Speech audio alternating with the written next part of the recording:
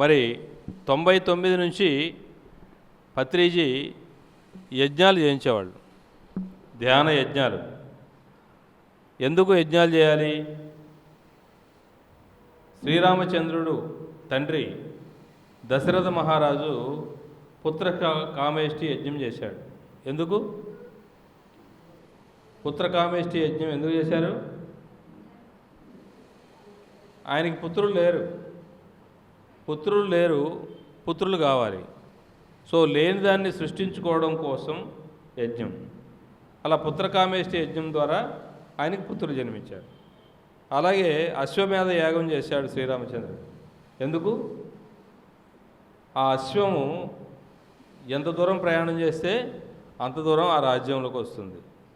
అలా రాజులు యజ్ఞాలు చేసేవాళ్ళు. వర్షాలు రావట్లేదనుకోండి, ఆ వర్షాలు కురవాలి, ప్రజలు సుభిక్షంగా ఉండాలి. ఇలా రకరకాల కార్యక్రమాల కోసం, విశ్వ కళ్యాణం కోసం యజ్ఞాలు జరుగుతుండేవి, రకరకాల సమస్యలు. అలాగే ద్రోణాచార్యుడిని చంపాలి. ద్రౌపదుడు అలాంటి చంపే కొడుకు కావాలని యజ్ఞం చేశాడు. ఆయనకి కొడుకు పుట్టాడు, దుష్టద్యుమ్నుడు. ఆయన ద్వారా మరి ద్రోణాచార్యుడు. అలాగే భీష్ముడికి చావే లేదు, అలాంటి వరాన్ని పొందాడు. మరి అలాంటి వాడు కూడా చావాలని కోరుకున్నాడు. ఎవరు? ద్రౌపదుడు కొడుకే, శిఖండి. ఓకే. సో ఈ జన్మలో సాధ్యం కాదు, వచ్చే జన్మలో చూసుకోమంటే ఆయన మళ్ళీ, అంటే అంతకుముందు జన్మలో అంబిక, తర్వాత అంబ తర్వాత జన్మలో శిఖండి కాబట్టి ఆయన యొక్క చావు కారణమైంది. ఇలా ఎన్నో యజ్ఞాల ఫలితము మనకు కావాల్సినవి మనం సాధించుకోవడానికి. ఈ భూమి మీద పత్రిగారి కంటే ముందు ఎక్కడో హిమాలయాల్లో ధ్యానం ఉండేది.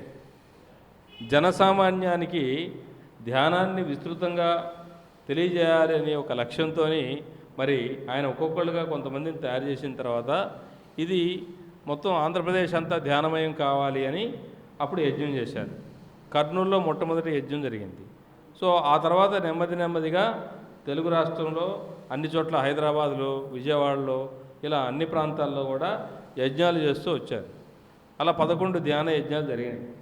తర్వాత లాస్ట్ ధ్యాన యజ్ఞం శ్రీశైలం.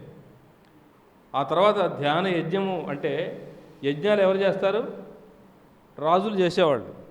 ఇక్కడ ధ్యానంలో రాజులు అప్పుడు మన వాళ్ళంతా, అందుకని వాళ్ళందరూ కలిసి యజ్ఞం చేశారు.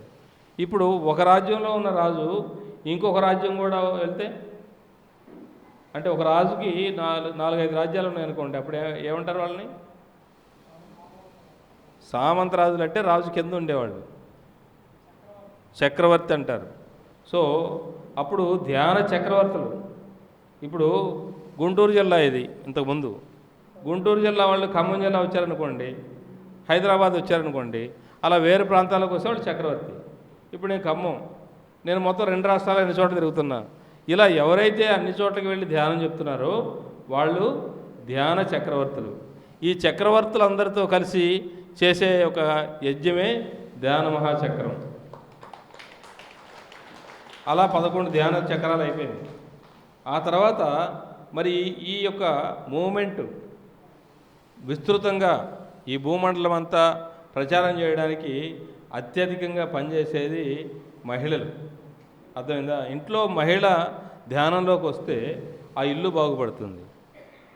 ఆ వీధిలో మహిళ ధ్యానం చేస్తే ఆ వీధి బాగుపడుతుంది. ఆ ఊరిలో ధ్యానం చేస్తే, ఇప్పుడు ఆ అమ్మాయి ధ్యానం చేసి ఆ ఊరంతా ధ్యానం చెప్పింది. అలాగే ఆ ఊరంతా బాగుపడుతుంది, ఆ జిల్లా బాగుపడుతుంది, మండలం బాగుపడుతుంది, ఆ రాష్ట్రం బాగుపడుతుంది. కాబట్టి మహిళలంతా, ఈ భూమి మీద ఉన్న మహిళలందరూ ధ్యానంలోకి రావాలని మహిళా ధ్యాన చక్రాలు నిర్వహించారు. మరి మహిళా ధ్యాన చక్రవర్తులతో అది జరిగింది. ఆ తర్వాత ఇప్పుడు ఇంకా చూసుకుందాం ప్రపంచమంతా అని అక్కడ ధర్మరాజు ఎలాగైతే రాజసూయ యాగం చేశాడో అలాగే ధ్యాన మహాయాగాలు జరుగుతున్నాయి. ఇప్పుడు మరి ఈ ప్రపంచమంతా ధ్యానం వెళ్ళాలా వద్దా? ఇప్పుడు మనం ఏం చేస్తున్నాం? పక్కనూరికి కూడా పోవట్లేదు. అవునా కదా? ఎంతమంది వెళ్తున్నారు పక్కన ఊరికి వెళ్ళి ధ్యానం చెప్పేవాళ్ళు? చేతులు ఎత్తండి. ఓకే, 3, 4, 5. సో నలుగురు, ఇంతమందిలో నలుగురు ఐదుగురు వెళ్తున్నారు.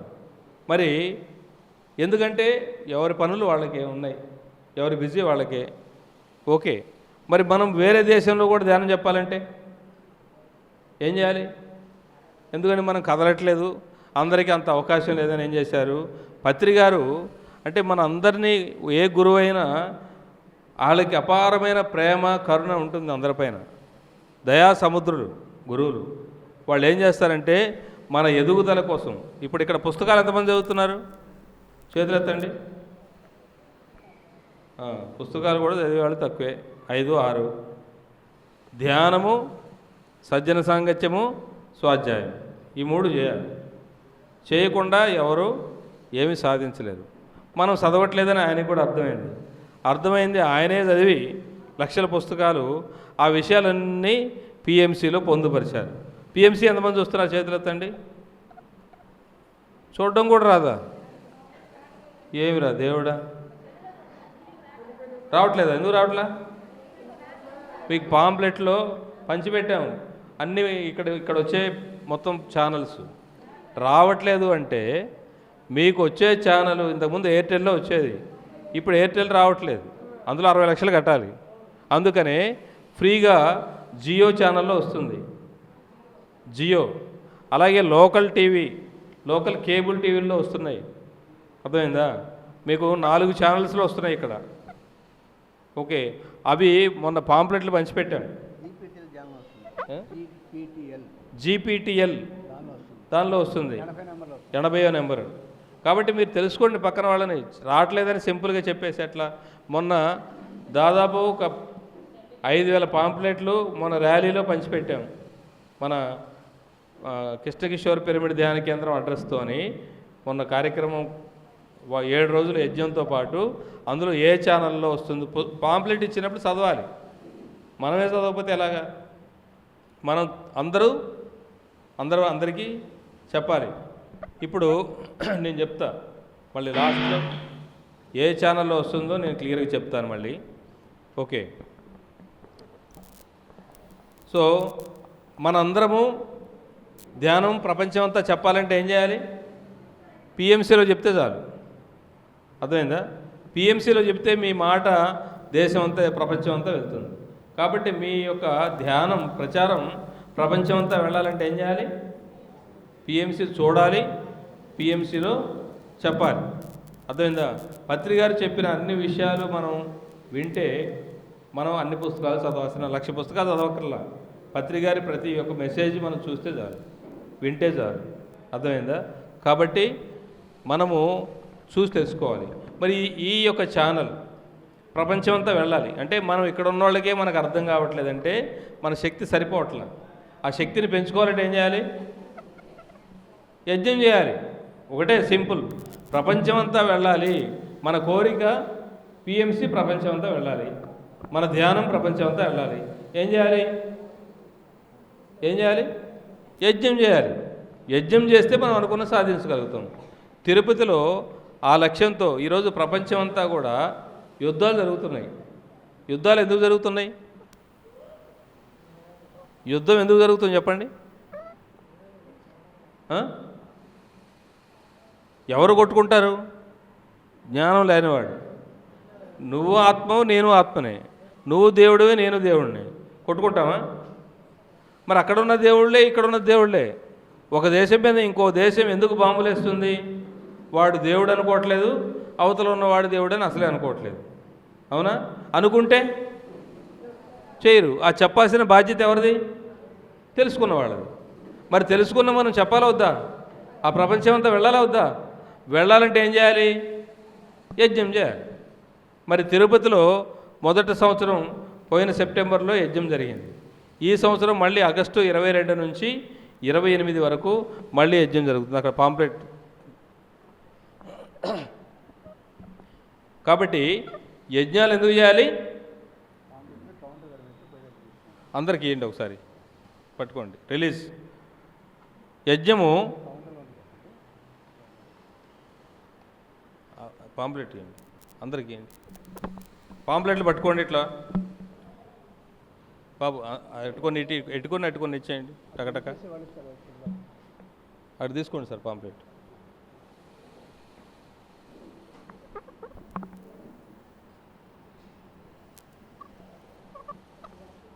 ఇచ్చేయండి, ఇవి ఇచ్చేయండి టకటక ఇచ్చేయండి. ఏమ్మా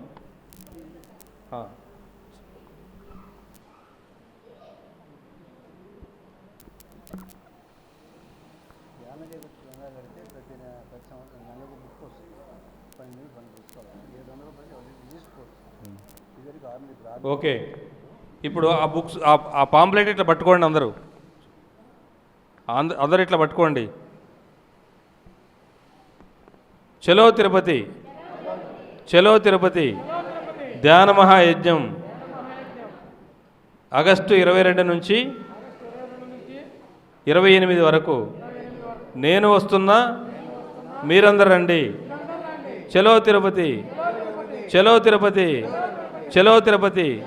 ప్రపంచ శాంతి కోసం ధ్యాన మహాయజ్ఞం, ప్రపంచ శాంతి కోసం ధ్యాన మహాయజ్ఞం. మహతి ఆడిటోరియం, తిరుపతి దివ్యక్షేత్రంలో 7 రోజుల పాటు మహాయజ్ఞం జరుగుతుంది. నేను వస్తున్నా, మీరందరూ రండి. చలో తిరుపతి, చలో తిరుపతి, చలో తిరుపతి. ఓకే, ఆ తర్వాత మరి యజ్ఞము అంటే పూర్వకాలంలో, సార్ ఒక నిమిషం, పూర్వకాలంలో ఏదైనా ఒక యజ్ఞం జరిగేటప్పుడు ఆ యజ్ఞములో అందరూ కూడా వాళ్ళ దగ్గర ఉన్నది భగవంతుడికి సమర్పించుకునేవాళ్ళు.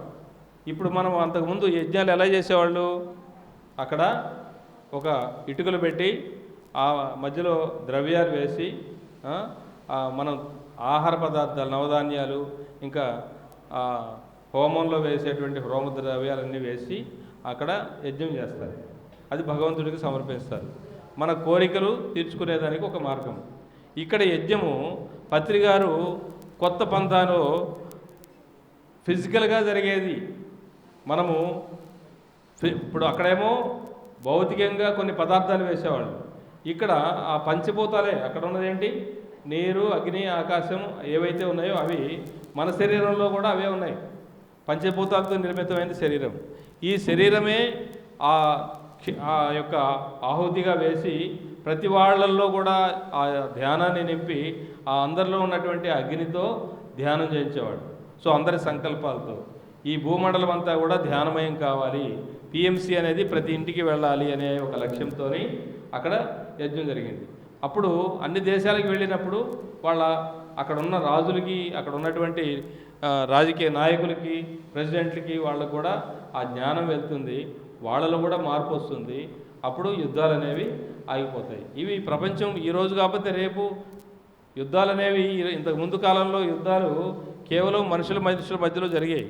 ఇప్పుడు బాంబులతోనే, విమానం వెళ్ళి అక్కడ బాంబు వేసిందంటే, ఆటం బాంబు వేస్తే మొత్తం సర్వనాశనం. పెద్ద విషయమేం కాదు నాశనం చేయడానికి.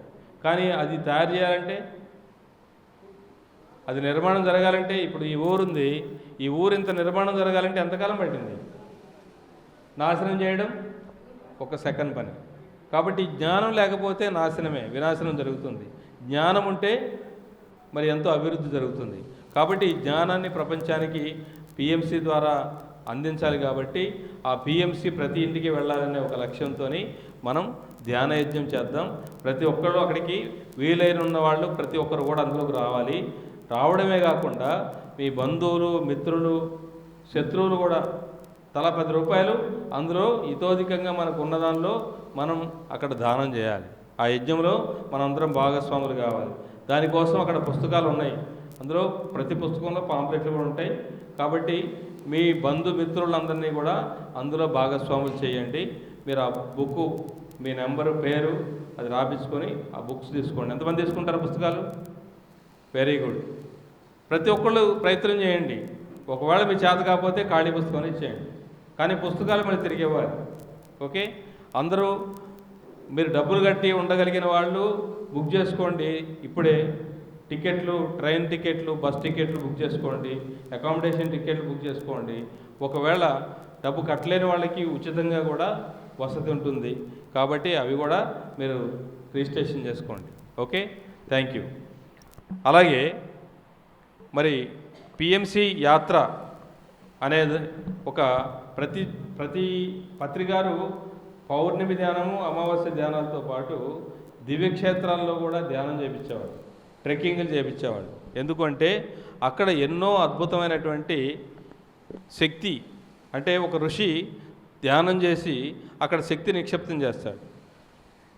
ఆ శక్తి అది రిలీజ్ అవ్వాలి అక్కడి నుంచి. అంటే అంతకుముందు కృతయుగంలో తపస్సు చేసేవాడు, తర్వాత ద్వాపరయుగం వచ్చింది, తర్వాత త్రేతాయుగం, ద్వాపరయుగం, తర్వాత కలియుగంలో ఉన్నదంతా చీకటి. ఆ చీకటిలో ఆ సత్యము తెలుసుకునేటువంటి పరిస్థితి లేదు. ఎవరైనా ఆ శక్తిని ఇస్తే కూడా దాన్ని దుర్వినియోగం చేసుకునేటువంటి పరిస్థితి ఉంది. కాబట్టి వాళ్ళు అక్కడ ఉండేవాళ్ళు, అక్కడ ఉన్న ఋషులు, తపస్సు చేసిన వాళ్ళు ఏం చేశారు, ఆ శక్తిని అక్కడ నిక్షిప్తం చేసి వాళ్ళు వెళ్ళిపోయారు. ఆ తర్వాత భవిష్యత్తు రోజుల్లో ఎవరైతే ఇది ప్రపంచానికి ఉపయోగపడుతుంది అనుకుంటారో వాళ్ళకి మళ్ళీ అప్పుడు ఆ శక్తిని రిలీజ్ చేస్తారు. ఇప్పుడు ఆ సమయం వచ్చింది. సో పిరమిడ్ మాస్టర్లు అందరూ వాళ్ళు ధ్యానం చేయడమే కాకుండా ప్రపంచం అంతా ధ్యానం చెప్తారు కాబట్టి, అందరూ బాగుండాలని కోరుకుంటారు కాబట్టి వాళ్ళ ద్వారా ఈ శక్తి రిలీజ్ అవ్వాలి అనే ఒక సంకల్పంతో పత్రిజీ ఎన్నో క్షేత్రాల్లో ధ్యానం చేపించి ఆ శక్తి రిలీజ్ చేసి ఈ భూమండలానికి మరి ఉపయోగపడే విధంగా దాన్ని ఉపయోగపెట్టేవాళ్ళు. సో అందులో భాగంగా పిఎంసి యాత్ర ప్రైవేట్ లిమిటెడ్ అనేది పెట్టి అలాంటి క్షేత్రాల్లో మనం మరి టూర్స్ ద్వారా, ట్రెక్కింగ్స్ ద్వారా మనం ఈ కార్యక్రమాలు చేస్తున్నాం. సెప్టెంబర్ 6వ తారీఖు నుంచి శ్రీలంక మరి ధ్యాన యాత్ర ఉంది. కాబట్టి అవకాశం ఉన్న వాళ్ళు ఎవరైనా సరే ఆ యొక్క కార్యక్రమానికి కూడా రావచ్చు. కాబట్టి అవి కూడా పాంప్లెట్ తీసుకోండి. ఓకే, సో మన పిడుగురాళ్లలో చెప్పాను కదా 13వ తారీఖు ఇప్పుడు అమావాస్య ధ్యానం ఎందుకు చేయాలి, పౌర్ణమి ధ్యానం ఎందుకు చేయాలో తెలుసు మనందరికీ. ఓకే, పౌర్ణమి ధ్యానం ఎందుకు చేయాలి ఇందా చెప్పాగా, మామూలుగా వచ్చే శక్తి కంటే అనంతమైన శక్తి వస్తుంది. మరి అమావాస్య ధ్యానం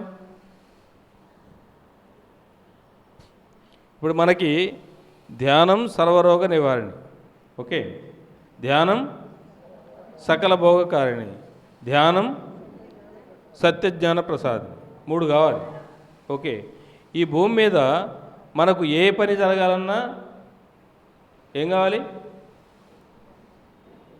కావాలా వద్దా? కావాలంటే ఏం చేయాలి, అమావాస్య ధ్యానం చేయాలి. సంపద సృష్టించుకోవడం అనేది అమావాస్య ధ్యానము, మహాలక్ష్మి సాధన. అర్థమైందా?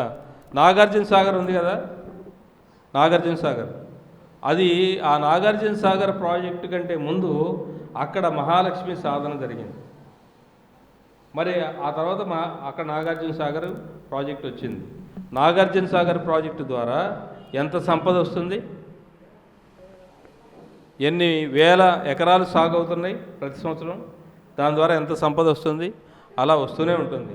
సో ఎక్కడైతే మహాలక్ష్మి సాధన జరుగుతుందో అక్కడ అంత సంపద వస్తుంది. అమెరికాలో మనం సంపద ఉందనుకొని అందరూ వెళ్తున్నారు, ఏముంది అక్కడ, అప్పులు ఉన్నాయి. ఏంటి, రోడ్డు మీద స్వేచ్ఛగా తిరగలేరు అక్కడ, ఎవరు బాంబులు వేసి కొట్టేస్తారు, గన్ను పెట్టి కొడతారు. అర్థమైందా? కాబట్టి అక్కడ స్వేచ్ఛ లేదు. డబ్బు అనేది కరెన్సీ నోట్లో ఉందనుకుంటున్నారు, కరెన్సీ నోట్లో డబ్బు లేదు. కరెన్సీ నోట్లతో అన్ని పనులు అవుతాయా? డబ్బుతో అన్ని పనులు అవుతాయా? అవు. ఇప్పుడు మీరు రాజస్థాన్ ఎడారిలో ఉన్నారు, ₹1,00,00,000 పెట్టారు ఒకవైపు, ఇంకోవైపు మంచినీళ్ళు ఉన్నాయి. ఏది కావాలి? మంచినీళ్ళే అక్కడ సంపద, అవునా? ఇప్పుడు హాస్పిటల్లో బాలసుబ్రహ్మణ్యం గారు 3 కోట్లు పెట్టాడు, ఆరోగ్యం వచ్చిందా? సంపద ఏంది మరి? ఆరోగ్యమా డబ్బులా?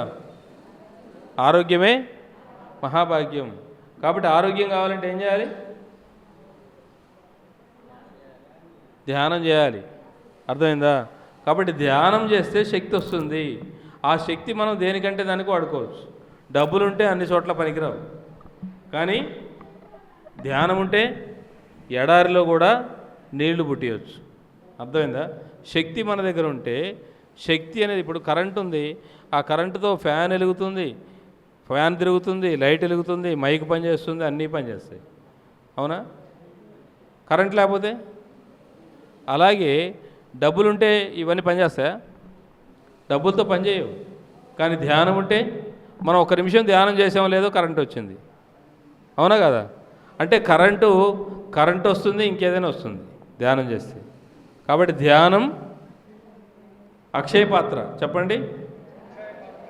ధ్యానం కామధేను. చెప్పండి. ధ్యానం కామధేను. ధ్యానం కల్పవృక్షం.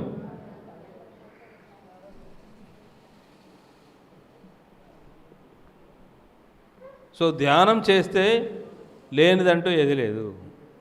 ధ్యానం చేస్తే మనకు అన్నీ వస్తాయి. కాబట్టి కొన్ని ప్రత్యేకమైన రోజుల్లో ధ్యానం చేయడం వల్ల అద్భుతమైన ఫలితాలు వస్తాయి. మనము రేపు 13వ తారీఖు, 14, 15 తారీఖులు, 14వ తారీఖు అమావాస్య, ముందు పౌర్ణమి, అమావాస్యకి ముందు ఒకరోజు, తర్వాత ఒకరోజు అమావాస్య అనేది 3 రోజులు సహజంగా జరుగుతుంది. కానీ ఈసారి నవరాత్రులు, వారాహి నవరాత్రులు ప్రత్యేకంగా 9 రోజులు ఉంటాయి. అన్నీ కలిపి 23వ తారీఖు వరకు ఉన్నాయి.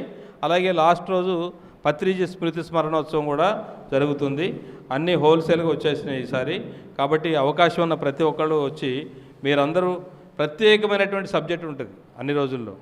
సో నేను ఉంటాను, అలాగే మన సత్తెనపల్లి రామారావు గారు ఉంటారు. సో సత్తెనపల్లి రామారావు గారి ద్వారా భాగవతం లేదా ఇంకా ఏదైనా ఒక సబ్జెక్ట్ ఉంటుంది. నేను ప్రత్యేకంగా మాస్టర్. సో మాస్టర్ ఎలా కావాలి? ఓకే, గురు చైతన్యం, గురు చేతనత్వం పైన, మాస్టర్ కాన్షియస్నెస్ పైన నేను సబ్జెక్ట్ తీసుకుంటా. అలాగే సంపద ఎలా సృష్టించాలి, సంపద సృష్టి ఎలా జరుగుతుంది, అమావాస్య ధ్యానం పైన కూడా నా క్లాస్ ఉంటుంది. తప్పకుండా ప్రతి ఒక్కళ్ళు రండి. ఓకే. సో అలాగే పిరమిడ్ మోడల్ స్కూల్. ఈ పిరమిడ్ మోడల్ స్కూల్ అనేది చిన్నప్పటి నుంచే పిల్లలు ఆధ్యాత్మికవేత్తలుగా తయారు కావడానికి, ఆధ్యాత్మిక ఇంజనీర్ కావాలి, ఆధ్యాత్మిక డాక్టర్ కావాలి, ఆధ్యాత్మిక రాజకీయ నాయకుడు కావాలి, ఆధ్యాత్మిక టీచర్ కావాలి, ఆధ్యాత్మిక లాయర్ కావాలి, ఆధ్యాత్మిక మార్గంలో ఒక సైంటిస్ట్ కావాలి. ఒక ఆధ్యాత్మికత లేని సైంటిస్టు ఆటం బాంబు తయారు చేస్తాడు. ఆ ఆటం బాంబు ఎందుకు పనిచేస్తుంది? ఆధ్యాత్మికత లేకపోతే ఆటం బాంబు జపాన్ దేశాన్ని మొత్తం నాశనం చేసింది. అవునా? అదే ఆటంతోని ఆత్మజ్ఞానం ఉన్న అబ్దుల్ కలాం రాకెట్లో ప్రయోగించాడు. రాకెట్ వెళ్ళి ప్రపంచం అంతా చుట్టొచ్చింది. ఆ ప్రపంచంలో విశ్వం నుంచి జ్ఞానాన్ని తీసుకొచ్చింది. అది ఆత్మజ్ఞానం ఉన్న అబ్దుల్ కలాం చేశాడు. ఆత్మజ్ఞానం లేని ఒక సైంటిస్టు జపాన్ దేశం మీద బాంబు వేస్తే సర్వనాశనం అయిపోయింది. అర్థమైందా? కాబట్టి ఈ రోజు వరకు కోలుకోలేదు. అక్కడ ఉన్న వాళ్లకు అంగవైకల్యంతో హిరోషిమా నాగసాకి పైన యుద్ధం జరిగినప్పుడు, అక్కడ బాంబులు వేసినప్పుడు అక్కడంతా కూడా సర్వనాశనం అయిపోయింది. అర్థమైందా? కాబట్టి ఆత్మజ్ఞానంతోనే పిల్లలు చదువుకోవాలి. ఆత్మజ్ఞానం లేకపోతే, అదే సత్యసాయి బాబా దగ్గరికి వచ్చినప్పుడు ఒక భగవంత్ అనే ఒక ఆయన పిల్లవాడు, భగవంత్ అంటే ఆయన కేంద్ర ప్రభుత్వంలో చాలా గొప్ప స్థాయిలో ఉన్నటువంటి ఒక ఉద్యోగి. వాళ్ళ అబ్బాయికి అనారోగ్యం వచ్చింది. ఆయన కేంద్ర ప్రభుత్వంలో అత్యున్నత స్థాయి సంబంధించినటువంటి పదోన్నతి కలిగినటువంటి ఒక వ్యక్తి. అంటే ఆయనకి తెలియని డాక్టర్ అంటూ ఉంటాడా భూమి మీద? ఆ అబ్బాయికి ఎక్కడా కూడా వైద్యం దొరకలేదు. అప్పుడు సత్యసాయి బాబా దగ్గరకు వచ్చారు. మరి ఏంటి, ఆపరేషన్ చేయమంటావా అని అడిగారు. చెయ్యండి స్వామి అన్నారు. ఆయన ఇలా అని ఏదో చేశారు. ఆపరేషన్ అయిపోయింది. అంటే సత్యసాయి బాబా దగ్గర ఏముంది? ఆ డాక్టర్ దగ్గర ఏమి లేదు. ఈ భూమి మీద ఆ డాక్టర్ల దగ్గర లేనిది వారి దగ్గర ఉంది. ఆ జ్ఞానం కావాలా వద్దా? మీ పిల్లలకి అలాంటి జ్ఞానం కావాలంటే పిరమిడ్ స్కూల్లోకి రావాలి.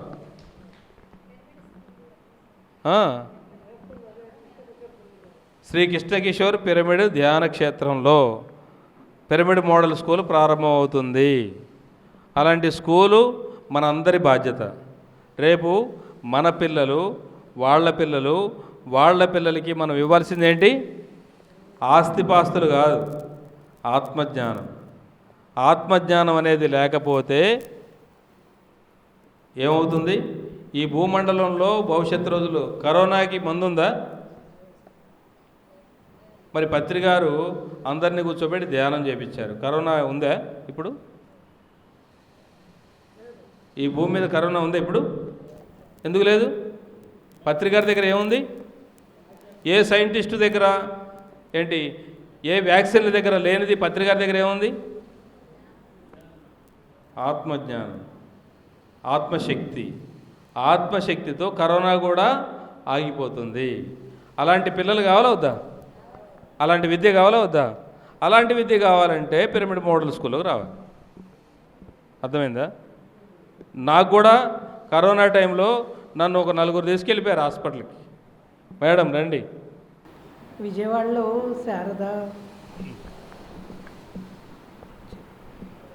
శారదా పిరమిడ్ మోడల్ సిటీ అని ఒకటి రాబోతుంది కదా, అది ఓపెనింగ్కి సార్ని ఇన్వైట్ చేయాలని పేరవరంలో ఉగాది సంబరాలు జరుగుతున్నాయి. అప్పటికి పాంప్లెట్ రిలీజ్ చేయాలని అక్కడ వర్క్ చేస్తున్నారు. అది కరోనా సెకండ్ టైం వస్తుందన్నమాట అప్పుడే. సో అప్పటికే సార్కి దగ్గు అది స్టార్ట్ అయింది. విజయవాడలో ఎవరు షెల్టర్ కూడా ఇవ్వలేదు. సో రత్నమాల మేడం అని విజయవాడలో ఆ మేడం వాళ్ళ పిరమిడ్లో ఉండమన్నారు. అక్కడ పాంప్లెట్ తయారు చేసి అది తీసుకొని పత్రి సార్ దగ్గరికి వెళ్ళారు. వెళ్తే పత్రి సార్ దాన్ని 1కి 4 సార్లు కరెక్షన్ చేసుకురా అంటే అది కరెక్షన్ చేయించాలంటే రాజమండ్రి వెళ్ళాలి. అలా తిరిగి దాన్ని కరెక్షన్ చేయించుకొని మాస్టర్లు డేట్ ఇచ్చారు. సో ఆ డేట్కి సార్ చెప్పారు, రాఘవరావు గారు సార్ చేత ఓపెన్ చేయించమని చెప్పారు. ఆ ఉగాది సంబరాలు అయిపోయినాయి, ఇంటికి వచ్చేసారు. ఇంకో ఫుల్ బెడ్డెడ్, లేవలేకపోతున్నారు. వాళ్ళ ఇంట్లో వాళ్ళందరూ కరోనానేమో అనుకొని హాస్పిటల్కి తీసుకెళ్ళారు. హాస్పిటల్కి తీసుకెళ్తే సార్ ఏం చేశారంటే వాళ్ళకి తెలియకుండా ఆటోలో ఇంటికి వచ్చేసారు. అప్పుడు అక్కడ ఉన్న వాళ్ళు నాకు ఫోన్ చేశారు, మేడం సార్ వచ్చారు, మీ ఇంటికి ఏమన్నా వచ్చారా అని. మా ఇంటికి రాలేదంటే, మేడం ఇలా ఉంది సార్ పరిస్థితి, కరోనా అని చెప్పారు డాక్టరు అని చెప్పారు. చెప్తే మీరు రండి మేడం ఒకసారి అంటే, సరే ఏం చేయాలి నేను అంటే, నాకంటే హయ్యర్ వాళ్ళది ఎవరిదన్నా సజెషన్ తీసుకోవాలి. పత్రి సార్కి ఫోన్ చేసాం. పత్రి సారు బెంగళూరులో ఉన్నారు అప్పుడు. సో తను అన్నాడు, చందు అని, తను సారు భోంచేస్తున్నారు మేడం, తర్వాత ఇస్తా అన్నాడు. ఇప్పుడు సార్కి ఏం చెప్పాలి అని సార్ దగ్గరికి వెళ్ళి, సార్ ఒకసారి ఆ లోపల ఫ్లమ్ ఉంటుంది కదా, ఆ ఫ్లమ్ తీయించేసుకొని వద్దాము, పత్రి సార్ వెళ్ళమన్నారు అని చెప్పి అబద్ధం చెప్పా. సరే పత్రి సార్ వెళ్ళమన్నారని సార్ వచ్చారు. తీసుకొస్తే వాళ్ళు అక్కడ అడ్మిట్ చేసుకొని సెలైన్ అవి పెట్టారనమాట. పత్రి సార్ వెళ్ళమన్నారన్నావు కదా, పత్రి సార్ చేత ఫోన్ చేయించు అన్నారు. సరే అని మళ్ళీ పత్రి సార్కి ఫోన్ చేస్తే అప్పుడు సార్ ఫోన్ ఎత్తారు. సార్ మీరు వెళ్ళమన్నారని హాస్పిటల్కి తీసుకొచ్చారు సార్ నన్ను అని చెప్పారు. నేను ఎవరిని హాస్పిటల్కి వెళ్ళమన్నయ్యా, ఇంటికి వెళ్ళు అన్నారు. అంతే, అన్నీ పీకి పడేసి ఇంటికి వచ్చేసారు. ఇంకప్పుడు పౌర్ణమి టైం అన్నమాట. అందరం కూర్చొని ఇంట్లో మెడిటేషన్ చేసి, అప్పటికి కూడా ఇంకా వీక్గానే ఉన్నారు. మాస్టర్లు ఏమో ఆ డేట్కే శంకుస్థాపన చేయమన్నారు, భూమి పూజ. సరే అప్పుడు ఖమ్మం నుంచి విజయవాడ వెళ్ళాలి. అలాగే వీక్గానే ఉన్నారు, తిండి లేదు ఏం లేదు. అలాగే వెళ్ళి రాఘవరావు సార్ వచ్చారు. అక్కడ భూమి పూజ జరిగిన తర్వాత అప్పుడు అన్నం తిన్నారు. అప్పటి నుంచి రికవర్ అవ్వటం మొదలైంది. అది కరోనా కాదు, ఏం కాదు. అక్కడ ఒక వర్క్ జరుగుతున్నప్పుడు అక్కడ ఎన్నో నెగిటివ్ ఫోర్సెస్ ఉంటాయి. ఆ నెగిటివ్ ఫోర్సెస్కి భయం వేస్తుంది. ఇప్పుడు వీళ్ళు ఇక్కడ ఇలా చేస్తే మా పరిస్థితి ఏంటి, మేము ఎక్కడికి వెళ్ళాలి అని. అందుకని అవి బయట ఎవరినన్నా అటాక్ చేస్తే ఎవరు తట్టుకోలేరు కాబట్టి ఆయన్నే అటాక్ చేసినాయి. తర్వాత ఆయన వాటిలన్నిటికీ కూడా దడవకుండా ఆ భూమి పూజ కంప్లీట్ అవ్వగానే మొత్తం అంతా రికవర్ అయ్యి ఆ తర్వాత నుంచి నార్మల్ అయిపోయారు.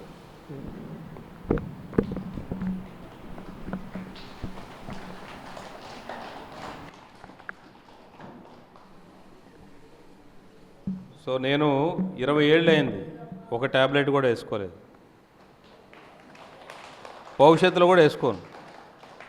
ఏ మందులు మనకు అవసరం లేదు. ఎందుకు? మన దగ్గర ఆత్మశక్తి ఉంది. మరి ఆత్మశక్తి అనేది మన పిల్లలకు కూడా కావాలా, మనకు ఉంటే సరిపోద్దా?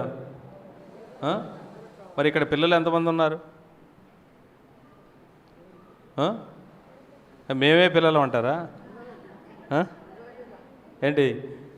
దేవుని రాజ్యంలో చేరాలంటే చిన్నపిల్లలు కావాలి ఏంటి? ముందు మేము పిల్లలు అయిపోతాం, మా పిల్లల సంగతి తర్వాత. మళ్ళీ 30-40 ఏళ్ళు వచ్చాక వాళ్ళు ఏ ధ్యాన కేంద్రం ఎదుక్కొని వస్తారులే, ప్రస్తుతం అయితే మేము ధ్యానంలోకి వస్తూ ఉంటారా? సో మన పిల్లల కోసం ఇప్పుడు పిరమిడ్ మోడల్ స్కూలు ప్రారంభమవుతుంది. కాబట్టి కృష్ణకిషోర్ పిరమిడ్ ధ్యాన క్షేత్రంలో మీ పిల్లలందరినీ తీసుకొని రండి. అర్థమైందా? సో రేపు 13, 14, 15 తర్వాత 24 వరకు, 23వ తారీఖు వరకు కంటిన్యూగా జరుగుతుంది. కాబట్టి స్కూల్ లేనప్పుడు పిల్లల్ని కూడా తీసుకొని రండి. మిగతా సమయంలో మీరందరూ కూడా వచ్చి ఈ అవకాశాన్ని వినియోగించుకోండి. ఓకే? దేనికోసం? దేనికి? మనమంతా మాస్టర్లుగా ఎదగాలంటే, మనమంతా దేవుళ్ళుగా ఈ భూమి మీద జీవించాలి, నడవాలంటే, ఓకే, మనమంతా సృష్టికర్తలుగా తయారు కావాలంటే మనము సాధన చేయాలి. ఇలాంటి ప్రత్యేకమైనటువంటి దినాల్లో మనము సాధన చేయాలి. ముఖ్యమైన పనులు ఉన్నాయనుకోండి, ఆ పని చేసుకొని రండి.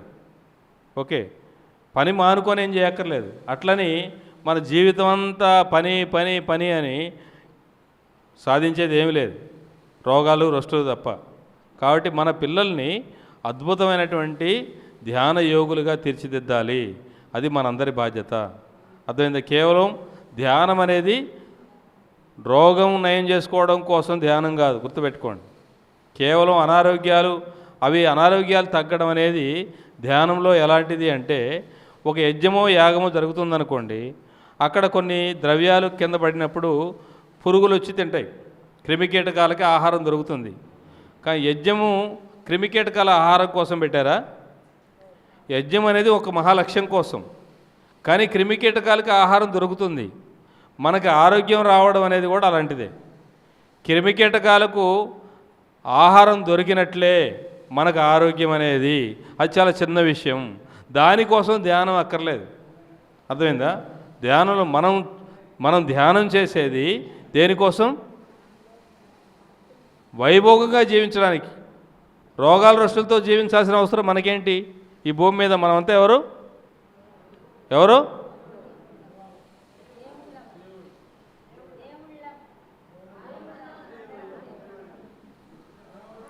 గట్టిగా పిడుగురాళ్ళ మొత్తం వినపడాలి. మనమంతా దేవుళ్ళం.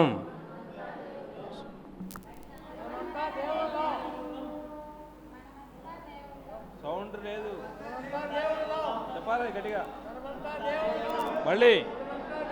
మళ్ళీ చెప్పు. మనమంతా దేవుళ్ళం. చెప్పాలి గట్టిగా, చెప్పాలి.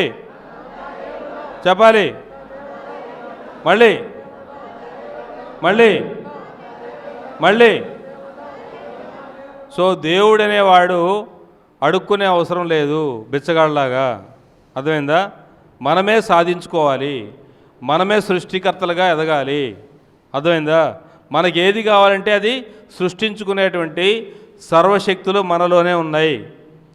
అది తెలుసుకోవాలంటే మనం సాధన చేయాలి. అర్థమైందా?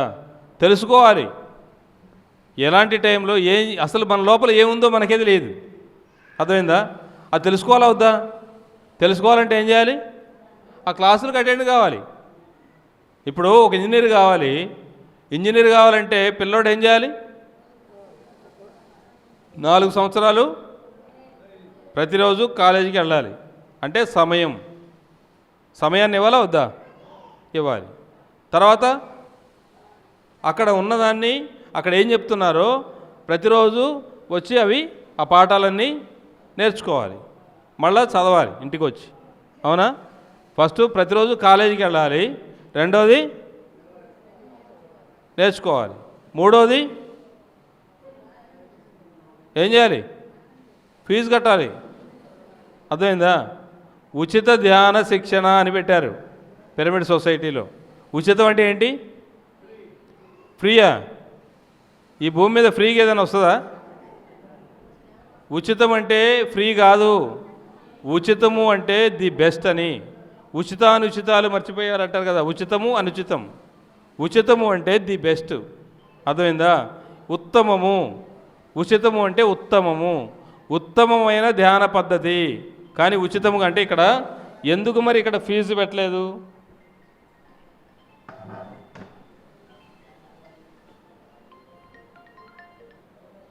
ఓకే, ఉచితము. ఇక్కడ ఫీజు ఎందుకు లేదు?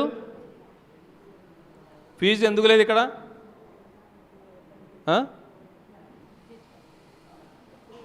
దానికి విలువ కట్టలేము. నువ్వు దేవుడు కావడానికి ఒక విద్య ఉంది. ఆ దేవుడు కావాలని అంటే దేవుడు అయితే ఈ భూమి మీద నువ్వు ఏదైనా సృష్టించుకోవచ్చు. అర్థమైందా? ఏదైనా సృష్టించుకోగలిగేటువంటి జ్ఞానాన్ని ఇచ్చేటువంటి విద్యకి ఎంత ఫీజు పెడతారు మీరు? ఎంత ఫీజు పెడతారు? అందుకే నో ఫీజ్. విలువ కట్టలేము. ధర అమూల్యం అంటే అర్థం ఏంటి? ఎంత అనేది లేదు. కాబట్టి మనకి ఎంత చేతనైతే అంత. అర్థమైందా? ఎంత వీలైతే ఇక్కడ ఈ ఫ్యాన్ ఫ్రీగా తిరుగుతుందా? ఈ లైటు ఫ్రీగా వెలుగుతుందా? ఎవరో ఒకళ్ళు కడితేనే కదా. కాబట్టి దానికి ఎవరు అడగక్కర్లేదు, మనమే ఇవ్వాలి. అర్థమైందా? మనకి ఎంత వీలైతే అంత. మనం పంట పండిన తర్వాత ఏం చేస్తాం? విత్తనాలకు పక్కన పెట్టుకుంటామా? ఇప్పుడు అక్కర్లా, ఎందుకంటే వాళ్ళు అమ్ముతున్నారు, మళ్ళీ పోయి కొనుక్కుంటున్నాం. మనం విత్తనాలకి మనం పక్కన పెట్టుకోవట్లేదు కాబట్టి అర్థం కావట్లా. అర్థమైందా? ఎందుకంటే ఆ విత్తనాల్లో కెమికల్స్ వేసి మరీ పెంచుతున్నారు. అందుకే అవి తింటే రోగాలు వస్తున్నాయి. ఇంతకు ముందు కాలంలో నాటు విత్తనాలు మనం పక్కన పెట్టుకునేవాళ్ళం ఏంటి. అలాగే మనకు వచ్చిన సంపదలో 10% పక్కన పెట్టాలి. అర్థమైందా? ఫీజు కట్టకుండా ఏది రాదు, గుర్తుపెట్టుకోండి. మనం ఎక్కడ ఏ కార్యక్రమం జరిగినా మనకున్న దానిలోంచి ఒక 10% మనం విశ్వ కళ్యాణం కోసం ఖర్చు పెట్టాలి. అది గుర్తుపెట్టుకోవాలి. ఎవరైతే వాళ్ళ జీతం నుంచి వాళ్ళకున్న సంపద నుంచి 10% ఖర్చు పెడతారో వాళ్ళ ఆదాయం అభివృద్ధి చెందుతుంది. అది నా 20 ఏళ్లలో ఎంతోమందిని చూశా. నా దగ్గర ఉన్నది మ్యాక్సిమం అమ్ముకుంటేనే వచ్చా ఇప్పుడు దాకా. కానీ నేను ఆత్మజ్ఞానం ఎంత సంపాదించానో లెక్కేలేదు. నేను 20 ఏళ్ల క్రితం ఎలా ఉన్నానో ఇప్పుడు ఎలా ఉన్నానో నాకు అద్భుతంగా తెలుసు. నేను ఈ రోజున ఈ భూమి మీద ఏమైనా సృష్టించగలను అనే ఒక అద్భుతమైన ఆత్మశక్తితో నేనున్నా. ఈ భూమండలం అంతా పత్రిజీ ఒకటే చెప్పారు, ఈ విద్యా విధానాన్ని మొత్తం సమూలంగా మార్చగలిగే శక్తి నీ దగ్గర ఉంది, నువ్వు ఈ పని చేయాలి అని చెప్పారు. నేను చేస్తానన్నా. పత్రికారు ఏం చెప్పారో దాన్ని నేను శిరసా వహించడానికి నేను సిద్ధం. పిరమిడ్ మోడల్ స్కూల్ అనేది ప్రపంచమంతా ఒక మోడల్ కావాలి అని చెప్పారు. ఓకే, పిఎంసి డైరెక్టర్గా రావాలన్నారు, వెళ్ళాను.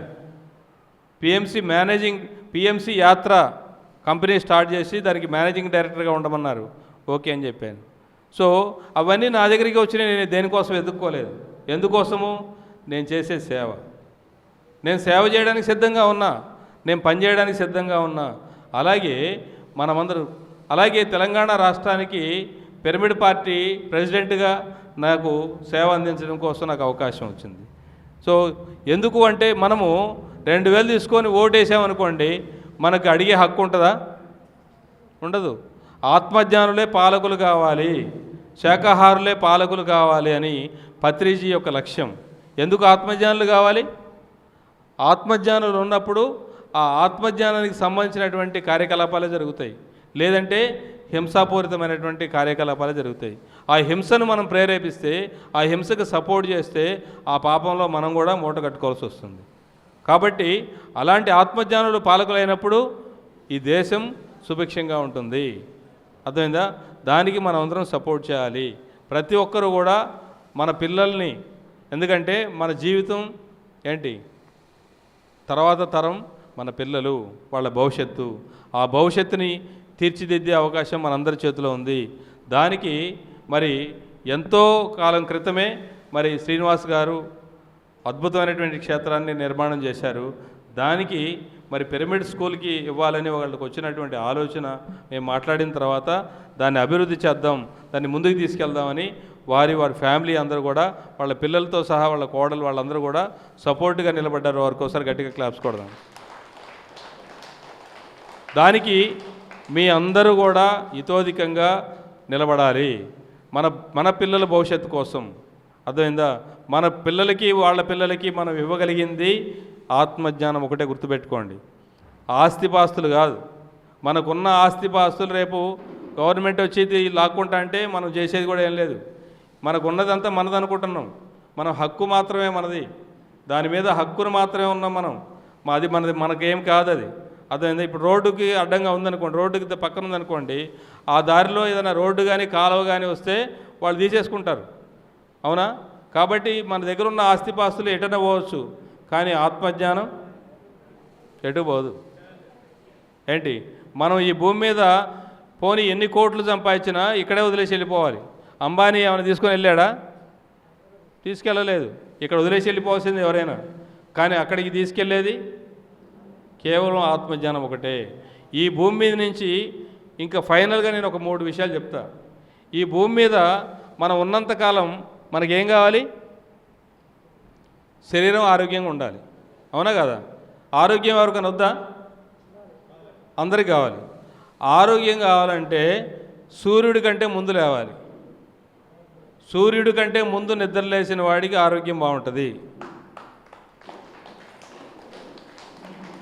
రెండోది, యవ్వనం కావాలి, అవునా?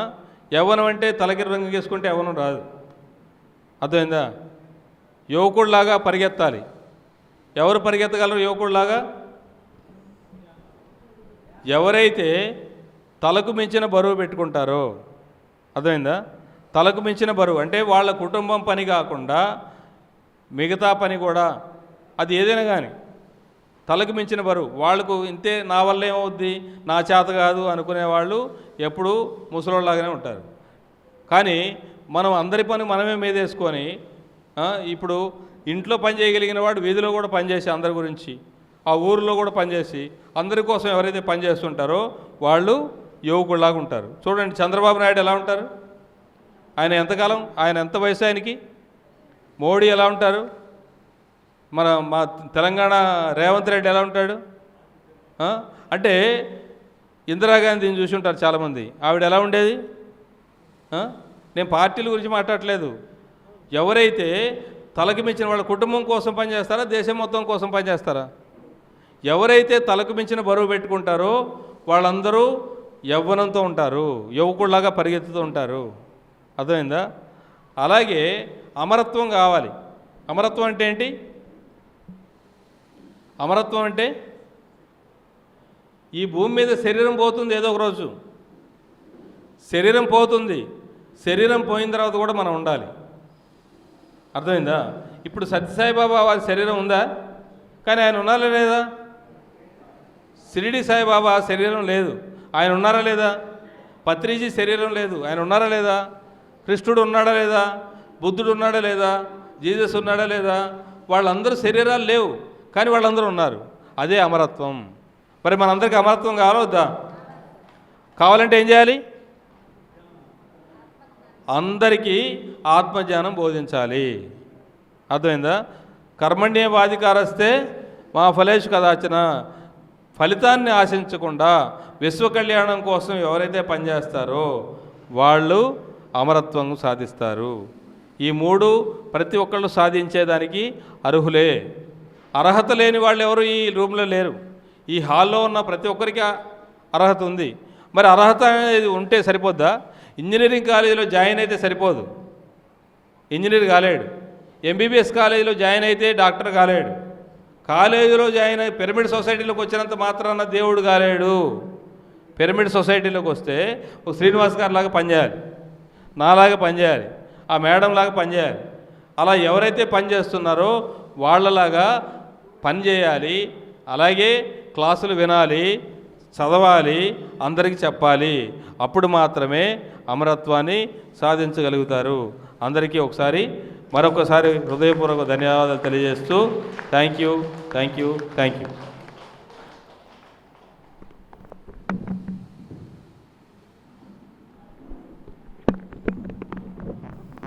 ఆ గిఫ్ట్లు తీసుకురండి. రూపా మేడం గారు వేదికను అలంకరించవలసిందిగా కోరుతున్నాం.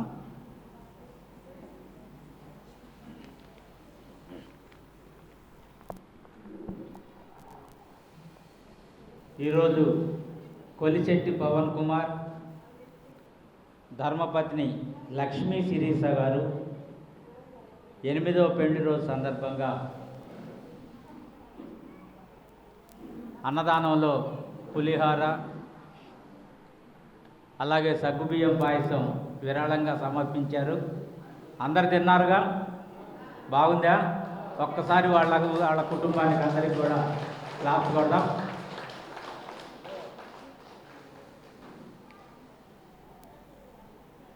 రూపా మేడం గారు వేదికను అలంకరించవలసిందిగా కోరుతున్నాం. కొలిశెట్టి కోటేశ్వరరావు దంపతులు కూడా రావాలి, ఇద్దరు ప్రైజులు ఇవ్వడానికి. ఆ మేడం గారితో ఫస్ట్ లేడీస్కి తీపించండి. లేడీస్ తీయండి. ఫస్ట్ ప్రైజ్ ఎవరికి వచ్చిందో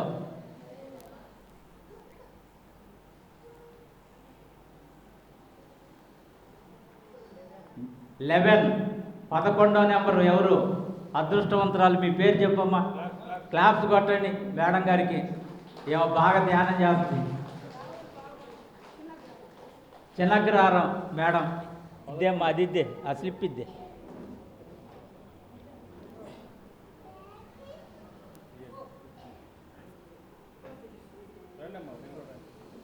రాండి, మీరు కూడా రావాలా.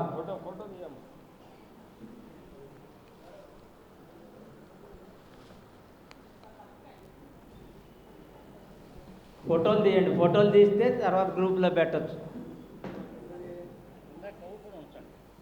ఉంచారులే.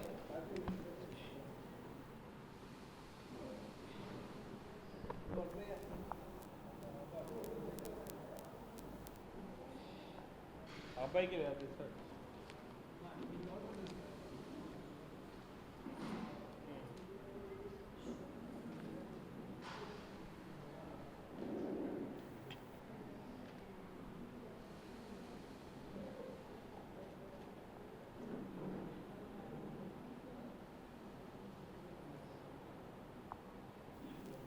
ఓకే, సెకండ్ ప్రైజ్ మేడం గారు తీయాలా.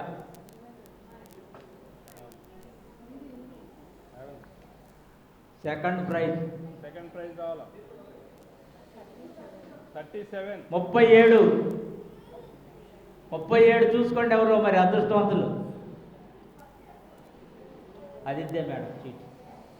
37 వచ్చారు. Ladies only ladies.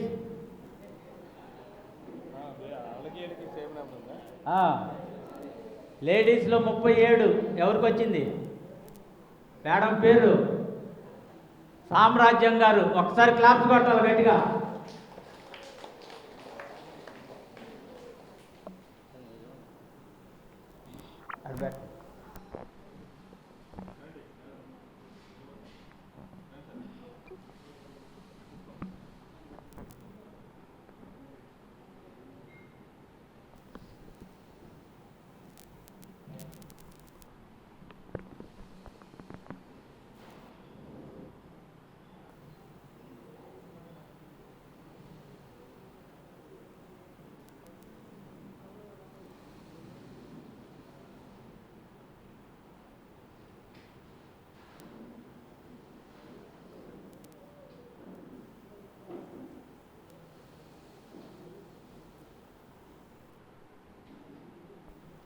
Third prize Vemuluru Mangeswararao గారు రావాలా? మంగేశ్వరరావు గారు రండి, థర్డ్ ప్రైజ్ తీయండి.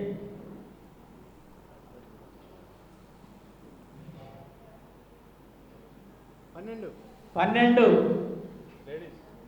Only ladies 12 third prize.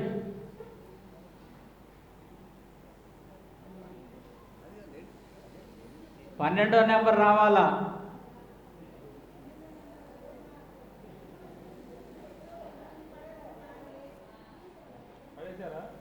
Okay, ఇంకో నెంబర్ తీయండి, ఇంకొకటి తీయండి, పర్లేదు పర్లేదు, ఇంకోటి తీయండి.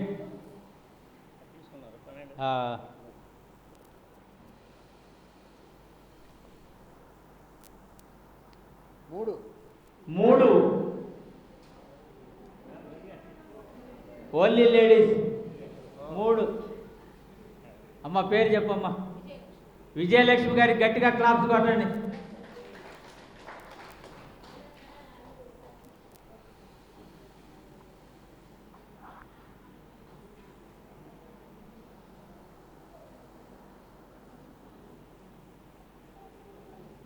రామారావు గారు రోజుకి వస్తాను.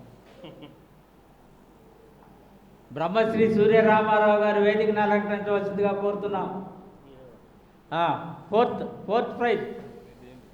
మేడమే, మేడం గారు రండి, లేడీస్కి మీరే తీయండి తీయండి.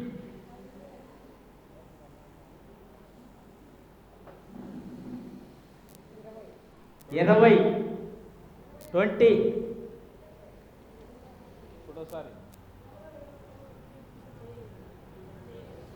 20 ఉన్నారా? అమ్మ రా తల్లి, ఆ మామగారికి ఒక్కసారి గట్టిగా కొట్టండి క్లాప్స్.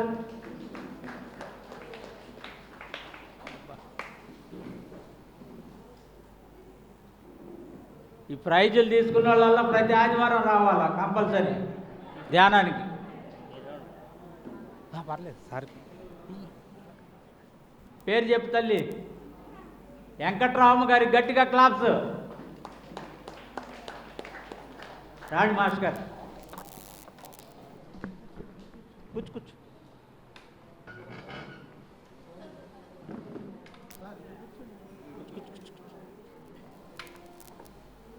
ఇచ్చారా వెంకటరామ గారికి? 5th praise ladies, 5th praise.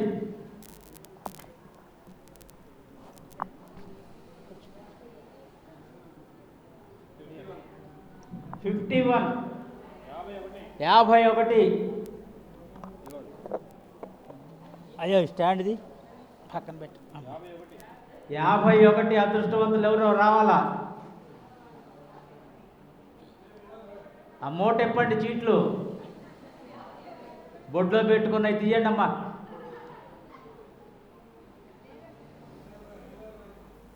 లేరా? ఒకటోసారి పారేస్తే అదృష్టవంతులు ఇంకొకళ్ళు ఉంటారులేమ్మా. 2 3 అయిపోయింది. ఇంకోసారి తీయండి అమ్మా.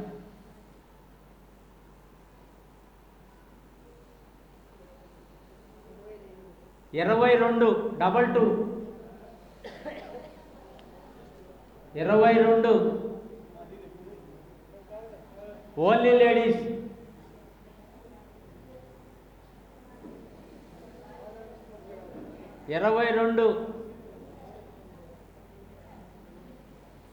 కనీసం తెల్లగాయతాలు తెచ్చుకొని రాసుకోవచ్చు అమ్మా. 22 అమ్మ. 1 2 3 అయిపోయింది. ఇంకొకసారి తీయమ్మా.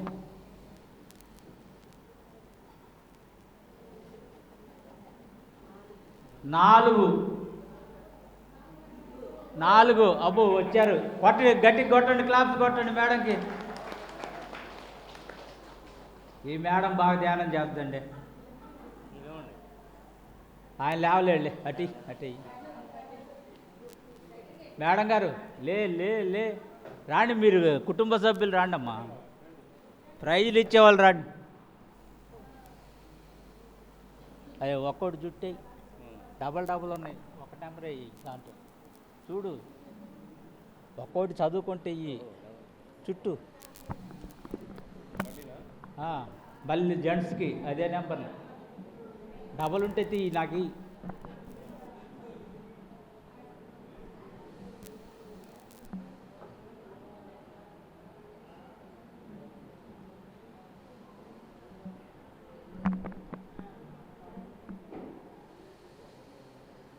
ఆ జెంట్స్ రెడీగా ఉండండి, కాగితాలు చూసుకోండి, నెంబర్లు చూసుకోండి, రెడీగా చెప్పగానే వద్దురు కానీ.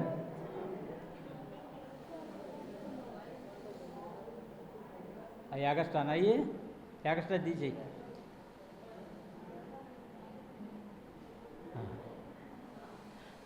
ఆనంద్ ప్రసాద్ గారు తీయాలా లక్కీ నెంబర్స్.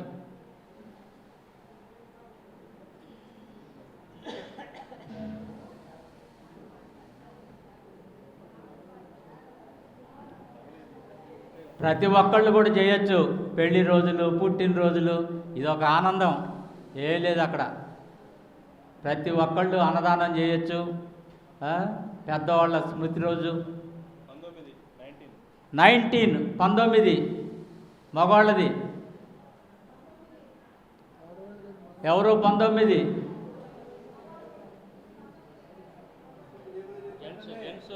ఓన్లీ జెంట్స్ 19 ఉన్నారా? రండి, ఆ సారికి ఒక్కసారి క్లాప్స్ కొట్టండి గట్టిగా. ఏం పేరు అన్నా? 19 ఏం పేరు? ఏ సాంబశివరావు గారికి ఒక్కసారి క్లాప్స్. రామారావు గారు తీస్తారు సెకండ్ ప్రైజ్. టోపీ ధ్యానం చేయాలి రోజు, టోపీ పెట్టుకో ధ్యానం చేసుకో.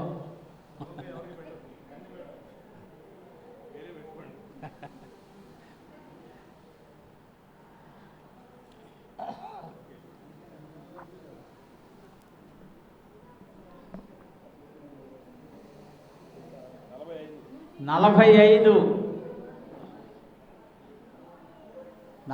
ఐదు బాబు ఆరేటి మల్లికార్జునరావు గారికి ఒకసారి క్లాప్స్ కొట్టండి.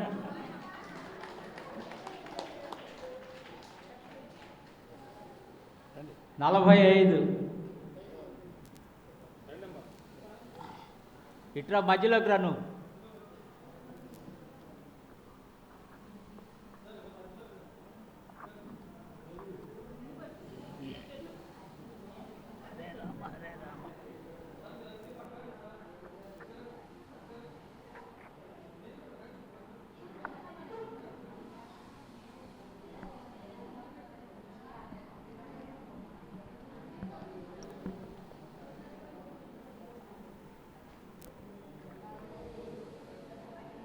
మూడో ప్రైజ్ బ్రహ్మశ్రీ సూర్యరామారావు గారు తీస్తున్నారు లక్కీ నెంబర్ 2222. ఇందాక కూడా అదే వచ్చింది కదండి, ఏదో అదేలే, అదే అదృష్టవంతులు. ఏం పేరు సార్? సీతారామయ్య గారు. సీతారామయ్య గారి క్లాప్స్ కొట్టండి ఒకసారి.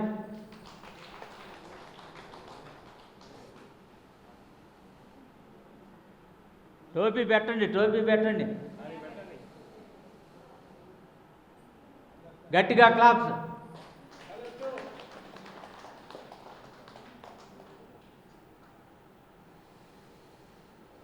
ఫోర్త్ ప్రైజ్ నెంబర్ 1 రెడ్డి గారు. అదిగో నేను మనిషిని చూడకుండానే చెబుతున్నాను, నెంబర్ 1 అయిందని. జంట పిరమిడ్లు నిర్మించండి అని ఆయన గట్టిగా క్లాప్స్ కొట్టండి.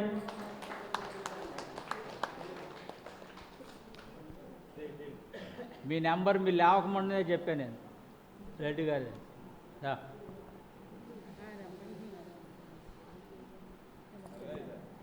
గట్టిగా క్లాప్స్. 5వ నెంబర్ 5th ప్రైజ్ 31 31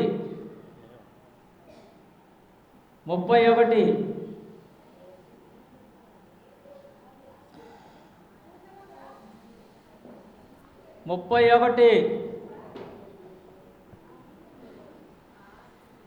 ఒకటోసారి, రెండోసారి, మూడోసారి తుచ్. ఇంకో number 5th praise.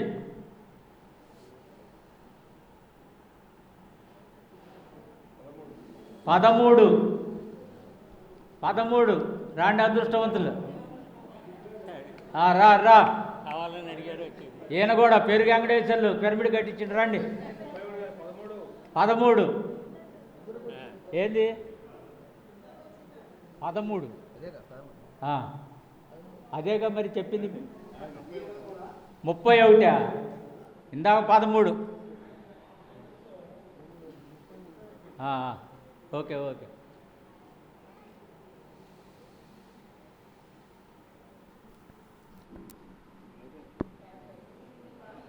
Right okay. వీళ్ళందరికీ కూడా గట్టిగా క్లాప్స్ కొట్టాలా. ప్రైజులు ఇచ్చిన దాతలకి, తీసుకున్న వాళ్ళకి, మనం చూసి ఆనందించిన వాళ్ళకి అందరికి కూడా ఒకసారి గట్టిగా clap. Okay, thank you masters. Brahmashri Surya Ramarao garu వారి సందేశం ఇవ్వవలసిందిగా కోరుతున్నాం.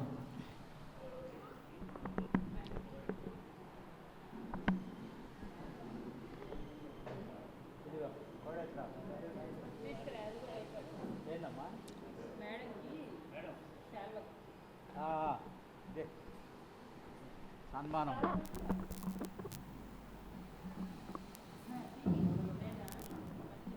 రూపా మేడం గారికి సన్మానం స్వీకరించవలసిందిగా కోరుతున్నాం.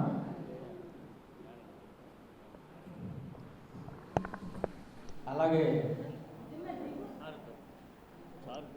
ఆనంద ప్రసాద్ గారికి కూడా అది ఆయన్నే.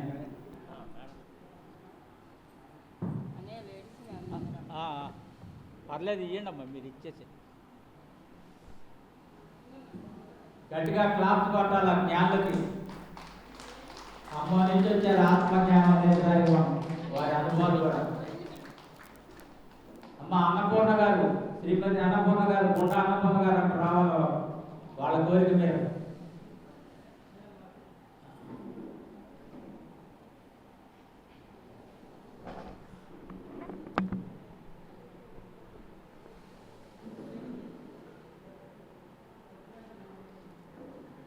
గట్టిగా క్లాప్స్.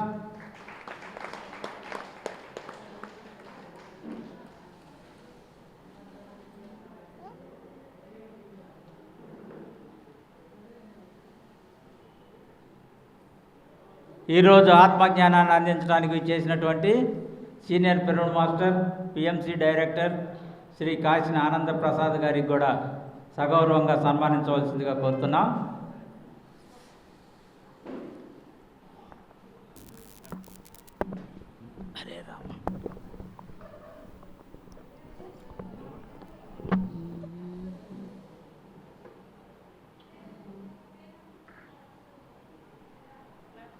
గట్టిగా క్లాప్స్.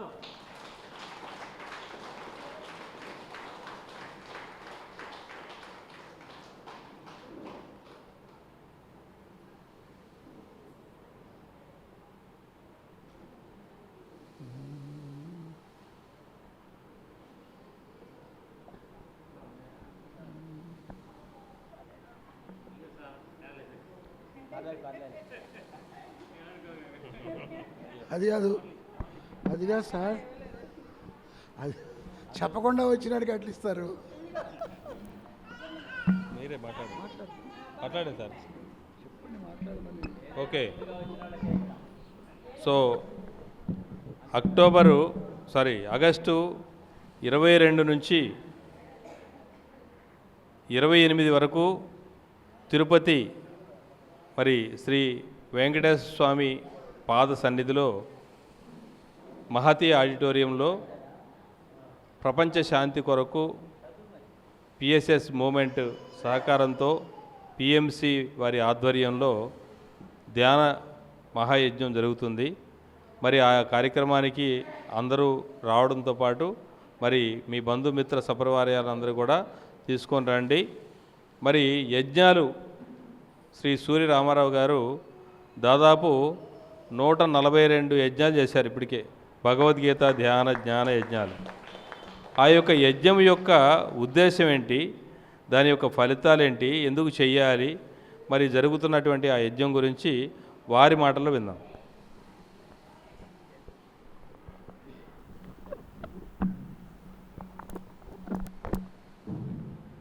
ఈరోజు అన్నదానానికి విరాళాలు సమర్పించిన దాతల పేర్లు: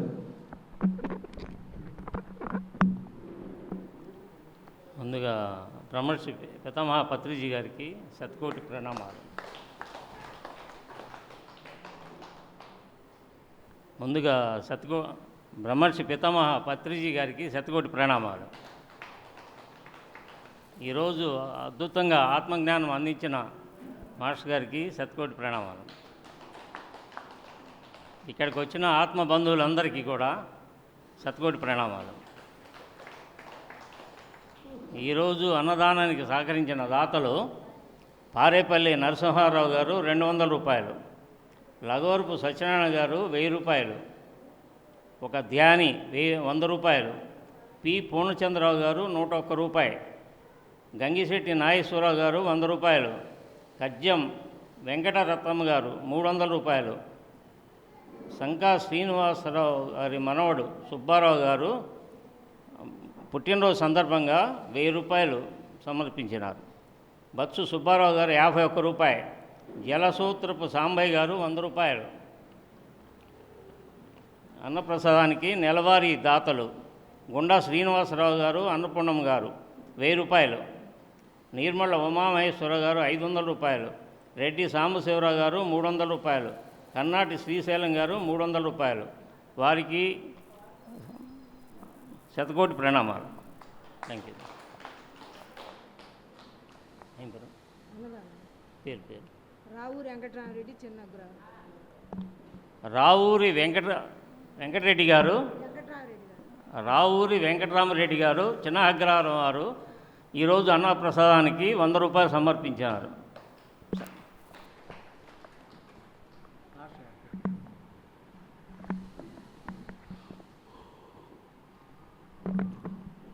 క్లాప్స్ కొట్టండి.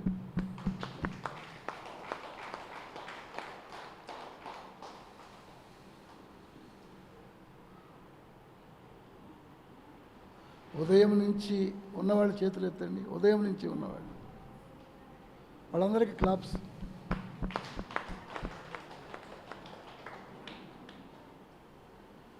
యజ్ఞాన్ని గురించి చెప్పమన్నారు.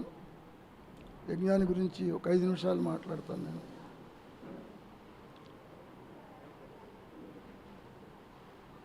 ఎక్కడ యజ్ఞం జరుగుతుందో అక్కడ పాడి పంటలు క్షేమంగా ఉంటాయి. ఎక్కడ యజ్ఞం జరుగుతుందో ఆ దేశంలో ఉన్నటువంటి ఐకమత్యత క్షేమంగా ఉంటుంది. యజ్ఞాల్లో కూడా రకరకాల యజ్ఞాలు ఉన్నాయి. ద్రవ్య యజ్ఞము అంటే ధనంతో కూడిన యజ్ఞము, తర్వాత హోమాలు చేస్తారు.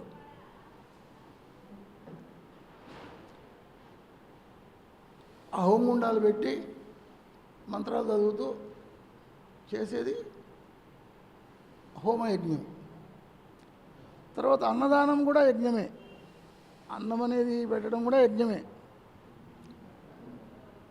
కాబట్టి ఇవన్నీ పుణ్యకర్మలు.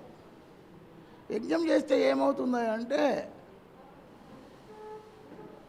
ఋతువులు బాగా ఉంటాయి. గుర్తుపెట్టుకోండి, ఋతువులు బాగా ఉంటాయి.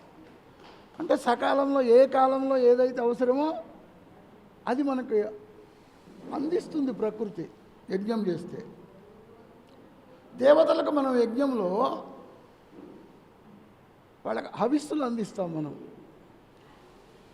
ఇక్కడ వచ్చిన వాళ్ళకి భోజనాలు పెట్టినట్టు దేవతలకు హవిస్సులు అందిస్తాం, అగ్ని ద్వారా అందిస్తాం. ఆ దేవతలకు ఎప్పుడైతే హవిస్సులు అందిస్తామో ఆహారం అన్నమాట వాళ్ళకి, వాళ్ళు సంతోషించి మనకు కావలసినటువంటి ఏ కాలంలో ఆ వర్షం కావాలో, ఏ కాలంలో ఏది కావాలో అది పై వాళ్ళు దేవతలందరూ మనకు అందిస్తారు. యజ్ఞం యొక్క ఫలం. తర్వాత మనం గీతా యజ్ఞాలు చేస్తున్నాం, మనం చేసాం.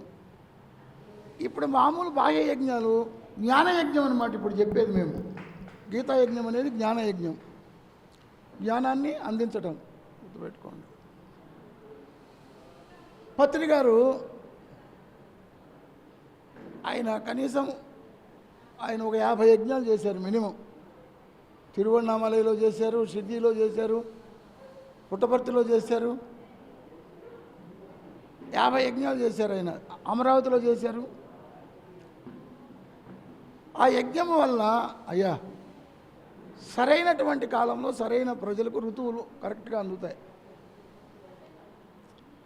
సత్సాయిబాబా ఏం చెప్తారంటే, సత్యసాయి మందిరంతో మాకు ఈ మందిరంతో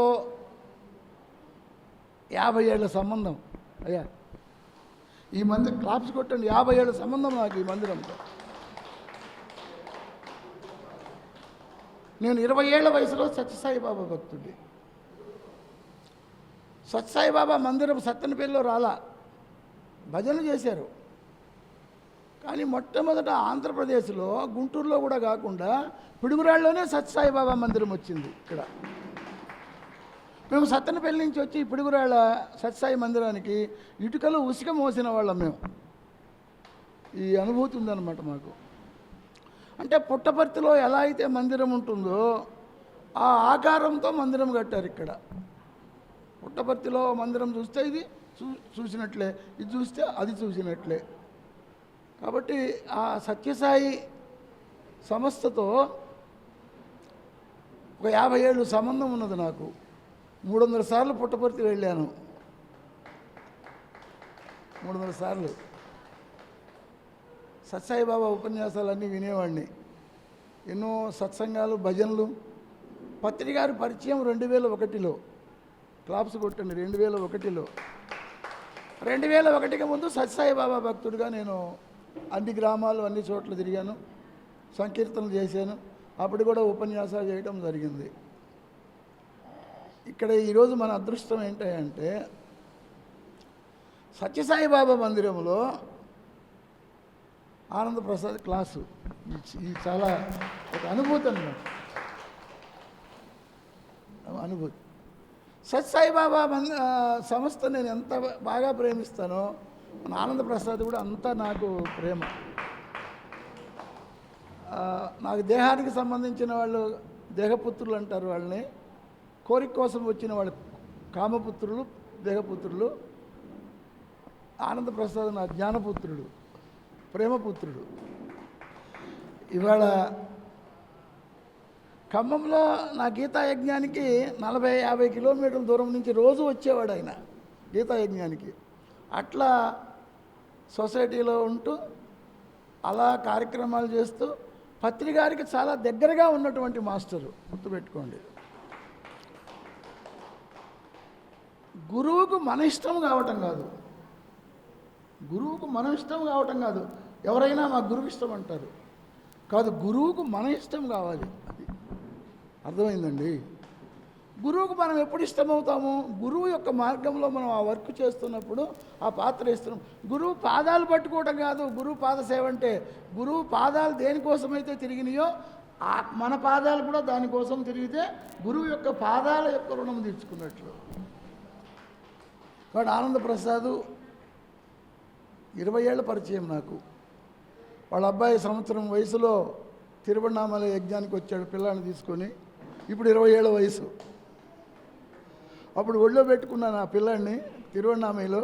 ఇప్పుడు నన్ను వ్యాన్ ఎక్కించుకొని కారు ఎక్కించుకొని తోలుతున్నాడు అనమాట 20 ఏళ్ల పిల్లాడు.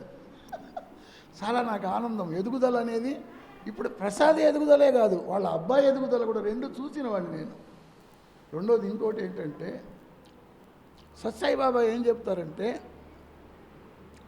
సత్సాయిబాబాని ఒకరోజు నగర సంకీర్తన గురించి అడిగారు. అది అవసరం కాబట్టి చెప్తున్నాను నేను. ఏమండి నగర సంకీర్తన మా ఊళ్ళో తిరగాలంటే మేము తిరుగుతుంటే ఆ పక్క వాళ్ళు, మా ఇంటి వాళ్ళు, మా ఇంట్లో వాళ్ళు, చుట్టూ బజారు వాళ్ళు కొద్దిగా తేలిగ్గా చూస్తున్నారండి. మరి మేము నగర సంకీర్తన చెయ్యాలా వద్దా అని అడిగారు బాబా గారిని. సత్సాయిబాబా శరీరంతో ఉన్నప్పుడు ఆయన చెప్పాడు మానేయమన్నాడు. ఆ మానేస్తే ఎట్లాగండి అన్నారు. అయితే చేయమన్నాడు. చేస్తేనే ఊరుకోవట్లేదు కదండి ఊళ్ళో వాళ్ళు అన్నారు. అప్పుడు ఆయన అన్నాడు, నువ్వు వాళ్ళ కోసం బ్రతుకుతున్నావా, నీ కోసం బ్రతుకుతున్నావా? ఇవాళ ఎవరైతే నువ్వు ఊళ్ళో నగర సంకీర్తన చేస్తుంటే నిన్ను ఎగతాళి చేశారో వాళ్ళ కోసం నువ్వు మానుకుంటే మనం చచ్చిపోయిన తర్వాత వాళ్ళు మన వెనకీర్తి రారు ఊరేగింపులో. కాబట్టి నీకోసం నువ్వు బ్రతుకుతున్నావు, నువ్వు నగర సంకీర్తనలో పాల్గొనాల్సిందే అన్నాడు. నగర సంకీర్తన యొక్క ప్రాముఖ్యత ఏం చెప్పారు తెలుసా ఆయన? బాగా వినండి, ఇది అవసరం కాబట్టి చెప్తున్నాను. నేను టైం ఉంటే మాట్లాడతాను, నేను లేకపోతే లేదు. అయ్యా మీ ఇష్టం. నగర సంకీర్తన యొక్క ప్రాముఖ్యత ఏం చెప్పారో తెలుసా ఆయన? ఊళ్ళో వాళ్ళంతా అబద్ధాలు ఆడుతుంటారు. ప్రసాద్ అర్థమవుతుందా? ఊళ్ళో వాళ్ళంతా అబద్ధాలు ఆడుతుంటారు. ఆదాయం కోసమో డబ్బుల కోసమో అబద్ధాలు ఆడుతుంటారు. ఇప్పుడు మనం అబద్ధాలన్నీ ఏమైనాయి? ఇప్పుడు పొరుగు నుంచి వచ్చిన వాళ్ళు ఆ తిన్న కాగితాల రోడ్డు మీద వేస్తారు కదా, ఆ చెత్త మొత్తం ఊళ్ళో వాళ్ళు వేసింది, పొరుగుళ్ళు వాళ్ళు వేసింది, చెత్త మొత్తం రోడ్డు మీద ఉంది. ఆ రోడ్డు మీద చెత్త మున్సిపాలిటీ వాళ్ళు తీసి అవతల ఊరు బయట పోయాలి కదా. అట్లా ప్రతి వాళ్ళు అబద్ధాలు పంపిస్తున్నారు. ఈ అబద్ధాలు ఏమైనాయి? పైకి వెళ్ళిపోయినాయి. ఎక్కడికి వెళ్ళిపోయినాయి? ఆకాశంలో కలిసినాయి. అర్థమైందా? చాలా ఇప్పుడంటే మనకు టీవీలు ఉన్నాయి, కానీ పూర్వంలో ఆకాశవాణి అని వినేవాళ్ళం. ఆకాశవాణి రామకృష్ణ గారు ప్రాంతీయ వార్తలు అంటే వాడు ఆకాశంలో ఉండి మాట్లాడుతున్నాడా? స్టేషన్లో ఉండి మాట్లాడుతున్నాడు. అంటే ఇక్కడ రేడియో స్టేషన్లో ఉండి మాట్లాడిన మాట ఆకాశంలోకి వెళ్ళింది, ఆకాశంలో నుంచి మళ్ళీ మన రేడియోలోకి వచ్చింది. అంతే కదా? కాబట్టి మనం అబద్ధాలన్నీ, మనం మాట్లాడిన అబద్ధాలన్నీ, ఊళ్ళో వాళ్ళు మాట్లాడిన అబద్ధాలన్నీ ఆకాశంలోకి వెళ్ళిపోయినాయి. ఈ అబద్ధాలు సత్సాయిబాబా చెప్పింది ఇది. ఈ అబద్ధాలు వెళ్ళి ఏం చేసినాయి? అబద్ధాల యొక్క మాటలు, అబద్ధాల యొక్క వర్షం, ఆ అబద్ధాలు మేఘాలుగా మారినాయి, మేఘం వర్షంగా మారింది. ఇప్పుడు అబద్ధాల యొక్క మేఘాలు, అబద్ధాల వర్షము, అబద్ధాల పంట, అబద్ధాల తిండి, అబద్ధాల తేపు.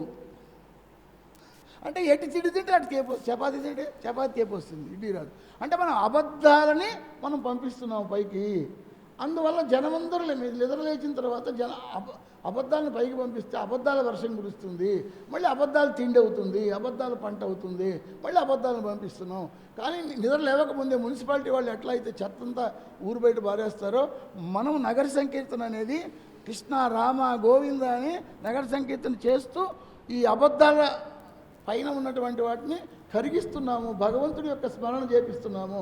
భగవంతుడి యొక్క స్మరణ యొక్క వర్షం వస్తుంది, అప్పుడు భగవంతుడికి సంబంధించిన పంట పండుతుంది, భగవంతుడికి సంబంధించిన తిండి తింటాము, భగవంతుడికి సంబంధించిన ఆలోచనలు వస్తాయి. అంటే ఒక మాటే నీకు అబద్ధాల వర్షంగా మరి పోయి మళ్ళీ మరి భగవన్నామం అది వస్తే అన్ని యజ్ఞాల కన్నా ధ్యాన యజ్ఞం గొప్పది, జ్ఞానయజ్ఞం గొప్పది, గుర్తుపెట్టుకోండి.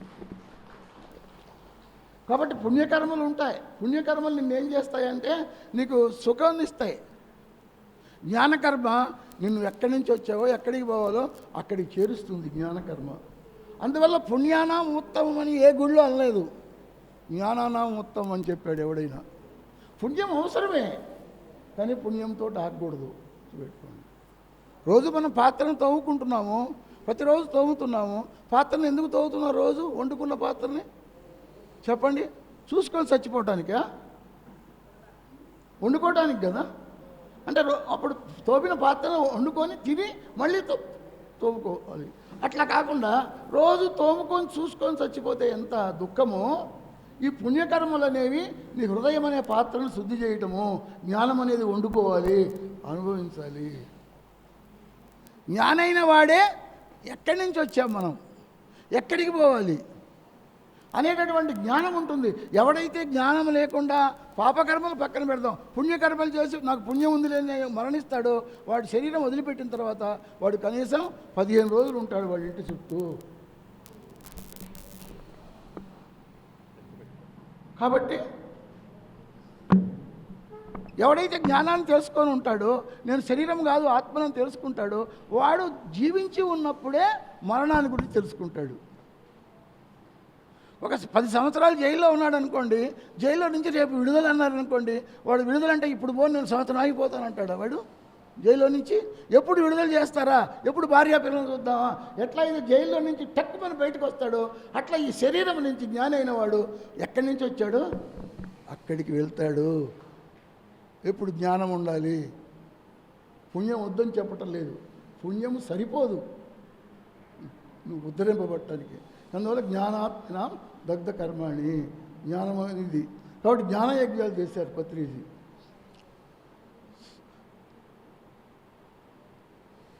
ధ్యానయజ్ఞాలు చేశారు ఆయన ధ్యానాన్ని గురించి ప్రతి ఊరు తిరిగి చెప్పారు. మీకు నేను చాలా చోట్ల చెబుతుంటాను, అది ఈ టైంలో అవసరం కాబట్టి చెప్తున్నాను. షిర్డీ సాయిబాబా షిర్డీలోనే ఉన్నాడండి. ఆయన ఒక సంవత్సరంన్నర పక్క ఊరు పోయాడు, కానీ జీవితం మొత్తం 17 ఏళ్ల వయసు నుంచి షిర్డీలోనే ఉన్నాడు. ఓకేనా? సత్సాయిబాబా పుట్టపర్తిలోనే ఉన్నాడు ఎక్కువ, ఆయన తిరగల. అవునా కాదా? వెంకటేశ్వర స్వామి అక్కడే ఉన్నాడు ఇట్లా అంటూ, ఆయన తిరగల. మనం పోతున్నాం, పుట్టపర్తి మనం పోయాం, సిద్ధి మనం పోయాం, తిరుపతి మనం పోయాం. కానీ పత్రిజీ మనందరి దగ్గరికి వచ్చాడు, మనందరి ఊళ్ళో వచ్చాడు. అవునా కాదా? పిడుగురాళ్ళు వచ్చి శ్రీనివాసరావుని గెలిచాడు, నా దగ్గరికి వచ్చి నన్ను గెలిచాడు, నీ దగ్గరికి వచ్చి వేమారం వచ్చి పిరమిడ్ ప్రారంభం చేశాడు, మరి ఆనందప్రసాద్ దగ్గరికి వచ్చి ఖమ్మం పోయి. అంటే ఇప్పుడు ఏది ఎవరిది కష్టం? బుద్ధుడు 82 సంవత్సరాలు తిరిగాడండి, 30 ఏళ్ళ నుంచి ప్రతి ఇంటికి తిరిగాడు. బుద్ధుడు తిరిగి చెప్పాడు.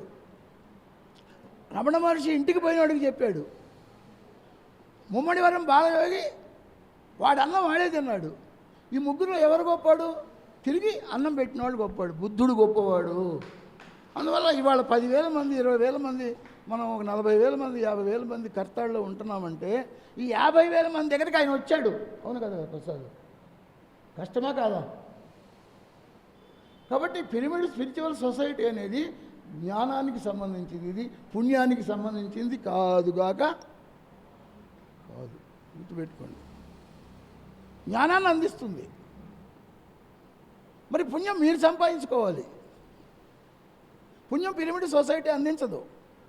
ఎవరైతే పుణ్యకర్మలు చేస్తారో, పుణ్యం సంపాదించుకుంటారో, ఎవరికైతే పుణ్యం పరిపక్వ స్థితికి వస్తుందో వాళ్ళకు జ్ఞానం అనేది అర్హత వస్తుంది. ఎన్నో డబ్బులు పోగు చేసుకున్న వాడికి బంగారపు కొట్టుకు ఎలాగైతే పోతాడో, ఎంతో జ్ఞానం ఉన్నవాడే దుఃఖం నుంచి విడుదలవుతాడు అర్జున. కాబట్టి ఇది సత్యము. కాబట్టి ఈ యజ్ఞం, గీతా యజ్ఞం తిరుపతిలో జరుగుతుంది. పైనేమో ఆయన ఉన్నాడు, కిందేమో యజ్ఞం జరుగుతుంది, మహతీలో జరుగుతుంది. కాబట్టి అందరూ అవకాశం ఉన్న ప్రతి వాళ్ళు కూడా ఆగస్టు 22 నుంచి 28 దాకా అవకాశం ఉన్న ప్రతి వాళ్ళు కూడా తిరుపతి, ఒక్క టికెట్ మీద 2 సినిమాలు, ఒకటి జ్ఞానయజ్ఞం, ఒకటేమో పైన ఆయన కూడా దర్శించవచ్చు. కాబట్టి అవకాశం ఉన్న వాళ్ళు వెళ్దాం. అయిపోయింది. ఇంకొకటి, ఒక పత్రి గారికి సత్సాయిబాబాకు ఉన్న సంబంధం నేను ఒక విషయం చెప్తా, ఎందుకంటే ఆయనతో మనం అనుభవించాం కాబట్టి. సత్యసాయి సంస్థలు భజన ఫస్ట్, తర్వాత సేవ. భజనకు ప్రాముఖ్యత ఇస్తాయి, తర్వాత సేవకు ప్రాముఖ్యత ఇస్తాయి. ధ్యానము జ్ఞానం అనేది అక్కడ లేదు, చూపెట్టుకోండి. ఆయన ధ్యానం చేస్తే చేశాడు సత్సాయి బాబా, ఆయన ధ్యానాన్ని గురించి చెప్పలా. దివ్యాత్మ స్వరూపులారా, ప్రేమ స్వరూపులారా అని ఆత్మ మీరు అని చెప్పాడు, కానీ అక్కడి నుంచి సబ్జెక్ట్ లేదు. అక్కడి నుంచి తరువాత ఏదైతే వెతుకుతున్నామో, మేము సత్యసాయి బాబా దాంట్లో 35 ఏళ్ళు ఉన్నాం, ఇంకా ఏదో ఉంది వెతుకుతున్నప్పుడు 2001లో పత్రిగారు కలిశారు. పత్రిగారు మా కలవక ముందు ధ్యానం చేయలా, ధ్యానం తెలుసు నాకు, ధ్యానం చేయలా. ధ్యానం అంటే ఏమిటాయంటే నీ లోపలికి నువ్వు ప్రయాణము. క్లాప్స్ కొట్టండి.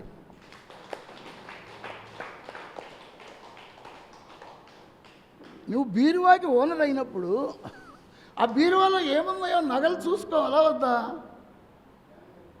నగలు చూసుకోకుండా బీరువా చూసుకొని చచ్చిపోతే, ఈ దేహం అనే బీరువా ఉంది, ఇనప బీరువా, ఆ లోపల జ్ఞానం అనే నగలు ఉన్నాయి, వాటిని దర్శించాలి మనము. అదే ధ్యానము. ధ్యానం అంటే ది అంటే నీవు, యానం అంటే ప్రయాణం. నీ లోపలికి ప్రయాణమే ధ్యానము.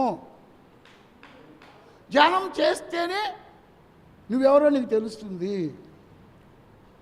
ధ్యానం చేస్తేనే దుఃఖం నుంచి విడుదలవుతావు. మన దగ్గర శ్లోకం ఉంది, కానీ శోకం పోవాలి కదా. శ్లోకం ఉండి శోకం పోకపోతే, మన దగ్గర తలకాయ నొప్పి బిళ్ళ ఉందండి, జేబులో ఉంది, తలకాయ నొప్పి వచ్చినప్పుడు ఇట్లా ఇట్లా ఇట్లా అని మళ్ళీ జేబులో వేసుకుంటే తలకాయ నొప్పి పోద్దా? తలకాయ నొప్పి పోయినటువంటి తలకాయ నొప్పి బిళ్ళ జేబుకు బరువు, నీ శోకం పోని శ్లోకం కూడా బరువే. సత్యసాయి బాబా దగ్గర మేము 30 ఏళ్ళు తిరిగాం, ప్రతి ఉపన్యాసాలు విన్నాం, అన్నీ చేశాం. అయితే పత్రికా దగ్గరికి వచ్చిన తర్వాత ఈ యొక్క బిట్టు వినండి, ఇది చాలా మీకు ఆనందాన్ని ఇస్తుంది. ఒక 10 సంవత్సరాల తర్వాత, పత్రికా దగ్గరికి 10 సంవత్సరాలు వచ్చిన తర్వాత వైజాగ్లో ఉన్నాడు పత్రిజీ. ఈయనేమో పర్తి సాయి, క్లాప్స్ కొట్టండి. ఈయనేమో పర్తి సాయి, ఆయనేమో పత్రి సారు. ఇద్దరు పేర్లు చూడండి ఎలా ఉన్నాయి. అంటే పత్రి సాయి చెయ్యి వదిలి పత్రి సారు చెయ్యి పట్టుకున్నాను నేను 2001లో. అయితే 2009లోనో 10లోనో వైజాగ్లో ఏమన్నాడంటే, రామారావు అన్నాడు, ఏంటి సార్ చెప్పమన్నా. అన్ని చోట్ల తిరుపతి లడ్లు దొరుకుతాయి, నాకు పుట్టపర్తి లడ్డు దొరికింది, అది నీవేనన్నాడు నన్ను. ఇది వినాలా? తిరుపతిలో లడ్డు దొరుకుతాయి అందరికీ, కానీ పుట్టపర్తి లడ్డు దొరికింది నాకు, నువ్వే అది నువ్వు, కాబట్టి పుట్టపర్తి లడ్డు నువ్వు. నాకు ఒక కోరిక ఉందన్నాడు ఆయన. వైజాగ్లో ఉన్నాడు జీకే వాళ్ళ ఇంట్లో. ఏంటి సార్ కోరిక అన్నా. నేను పుట్టపర్తి పోయాను, ధ్యానం చెబుదామని పాంప్లెట్ ఇవ్వబోతే నన్ను బయటికి పంపించారు, పుట్టపర్తిలో నన్ను చేయనీయలేదు. నువ్వు పుట్టపర్తి వెళ్ళి అక్కడ ధ్యానం చెప్పి, పుట్టపర్తి నీకు ఇంచి తెలుసు కదా 30 ఏళ్ళ నుంచి, ధ్యానం చెప్పించి 3 రోజులు నాకు ధ్యాన యజ్ఞం కావాలి అక్కడ పుట్టపర్తిలో. కోరిక నాది. నువ్వు చేస్తావా, ఇంకోళ్ళు గొప్ప చెప్పమంటావా అన్నాడు ఆయన వైజాగ్లో. సార్ నాకు వచ్చిన అవకాశం నేను వదిలిపెట్టాను సార్, నేను చేస్తానన్నా. నువ్వు ఇంటికి కూడా పోవద్దు, డైరెక్ట్గా వెళ్ళిపో పుట్టపర్తి అన్నాడు. పుట్టపర్తి వెళ్ళాను. వైజాగ్ నుంచి అనంతపురం వాళ్ళని పట్టుకున్నాను. అనంతపురం వాళ్ళు సొసైటీ వాళ్ళ ద్వారా పుట్టపర్తిలో వెళ్ళాము. అక్కడ పుట్టపర్తిలో సత్యసాయిబాబా తమ్ముడు కొడుకు రత్నాకర్ రావు, అనిల్ కుమార్ గారు ఏసీ కాలేజీ లెక్చర్ గుంటూరు, ఆయన సత్యసాయిబాబా తెలుగులో మాట్లాడితే ఆయన ఇంగ్లీష్లో తర్జుమా చేస్తాడు. ఆయన అందరిని పట్టుకొని ఇక్కడ మేము జ్ఞానయజ్ఞం చేస్తామండి ఇక్కడ అని అంటే చేసుకోండి అన్నారు. అప్పుడు అనంతపురం సొసైటీ వాళ్ళ ద్వారా అక్కడ వాళ్ళు డబ్బు ఖర్చు పెడితే ఆ పుట్టపర్తిలో 3 రోజులు ధ్యానయజ్ఞం చేశాము అక్కడ పుట్టపర్తిలో. ఫస్ట్ అర్థమైంది ఎందుకు నేను ఆనందిస్తున్నాను. గర్వం కాదు, అది ఆనందం. అంటే నేను ఉపయోగపడ్డాను. నేను అప్పుడు స్టేజ్ మీద చెప్పాడు, పుట్టపర్తిలో ఈ ధ్యానయజ్ఞం మన జెండా ఎగరడానికి కారణము సత్తెనపల్లి రామారావు అని క్లాస్ పెట్టించాడు. తర్వాత అక్కడి సొసైటీలు వచ్చినాయి. ఇవాళ ఓం శాంతి సొసైటీ ఉంది పుట్టపర్తిలో, మన పిరమిడ్ సొసైటీ ఉంది, విశ్వయ్య గారి సొసైటీ ఉంది. మన తర్వాతనే అన్నీ వచ్చినాయి అక్కడ. అందువల్ల పత్రిజీ గారికి సత్యసాయి సంస్థ అంటే చాలా చాలా ఇష్టం. ఎందుకు అని నేను ప్రశ్న వేశాను, సార్ ఎందుకు నీకు సత్యసాయి అంటే అంత ఇష్టం అన్నా నేను. అంటే ఆయన ఏమన్నాడు తెలుసా, మనం ధ్యానం చెప్పడానికి బయటికి వెళ్ళామనుకో, వాళ్ళ పొలాలన్నీ బీడుబడి ఉన్నాయి, రాళ్ళు మనమే ఏరాలా, ముళ్ళు మనమే తీయాలా, మనమే దున్నుకోవాలా, మనమే విత్తనాలు వేసుకోవాలా. సత్యసాయి సంస్థ వాళ్ళు దున్నుకున్నారు భూములు, రాళ్ళు తీశారు, విత్తనాలు వేయటమే అక్కడ మన కార్యక్రమం. అందువల్ల సత్యసాయి సంస్థ మనకు ధ్యానానికి చాలా దగ్గరలో ఉంది, వాళ్ళని పట్టుకోవాలి మనము.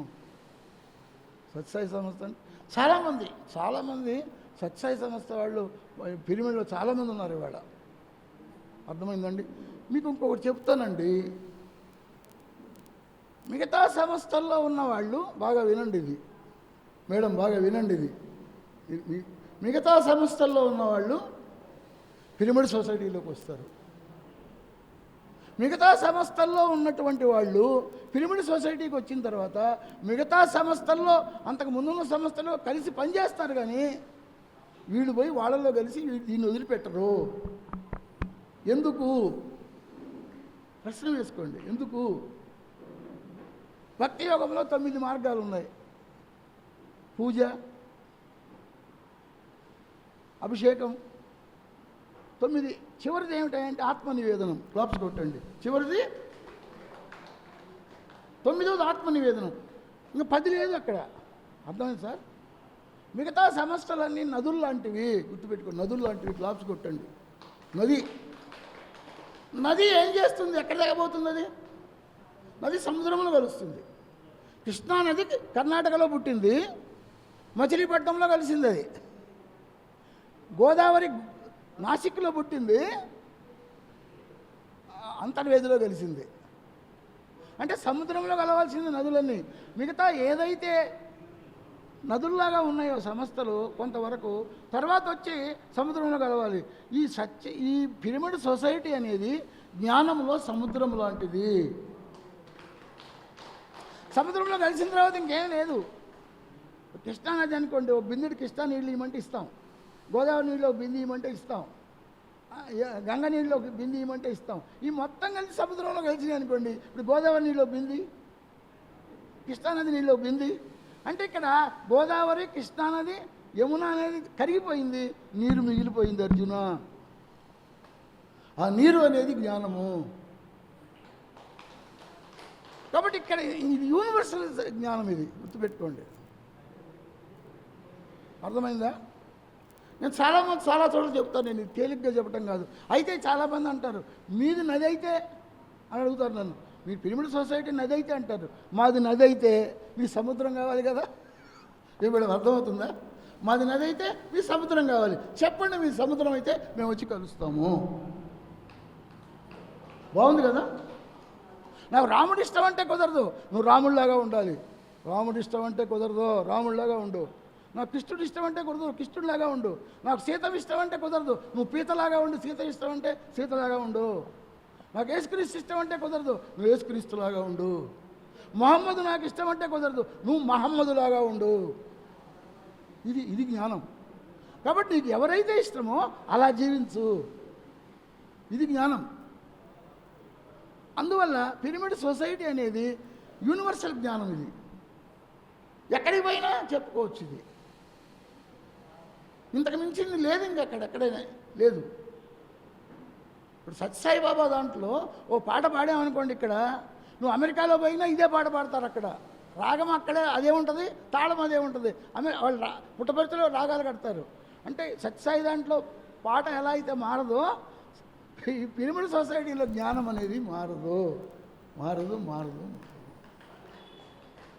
అందువల్ల సత్యసాయిబాబాతో సంబంధం ఉన్నవాళ్ళం ఇవాళ సత్యసాయిబాబా మందిరంలో మనం ధ్యాన క్లాసులు చేసుకోవటం ఇది చాలా చాలా చాలా గిఫ్ట్ అనమాట. మనం క్లాప్స్ కొట్టండి.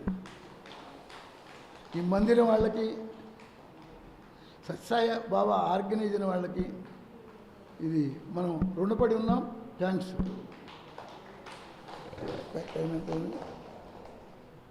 ఆపేద్దామా? ఇంకొక 5 నిమిషాలు తీసుకొని ఆపుతాం. ఇంకొకటి ఏంటంటే బాగా వినండి.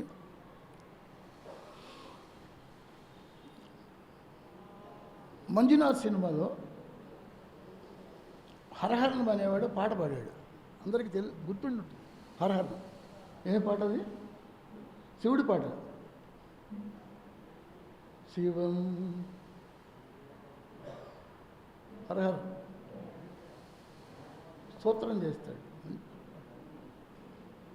భజే మంజునాథం భజేమో పాడతాడు. ఆయన చాలా సంగీత విద్వాంసుడు.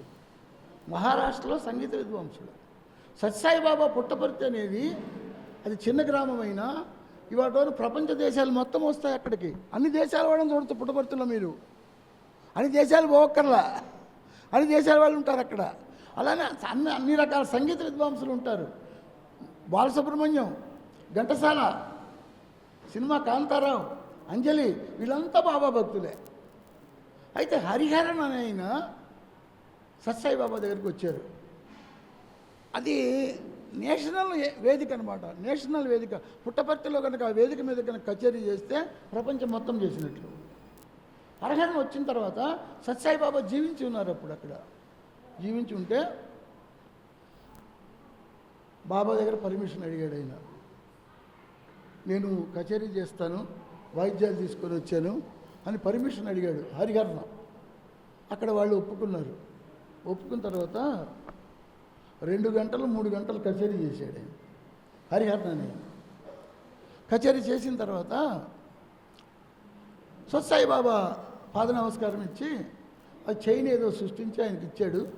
ఇచ్చిన తర్వాత తృప్తి తీరక, సార్ మళ్ళీ నాకు 5 నిమిషాలు అవకాశం ఇవ్వమన్నాడు ఆయన హరిహరన్ అని. సత్సాయి బాబాని కూర్చోబెట్టి ఆయన ఒక పాట పాడాడు అక్కడ. అది మనం పాడుకొని ఆపేద్దాం.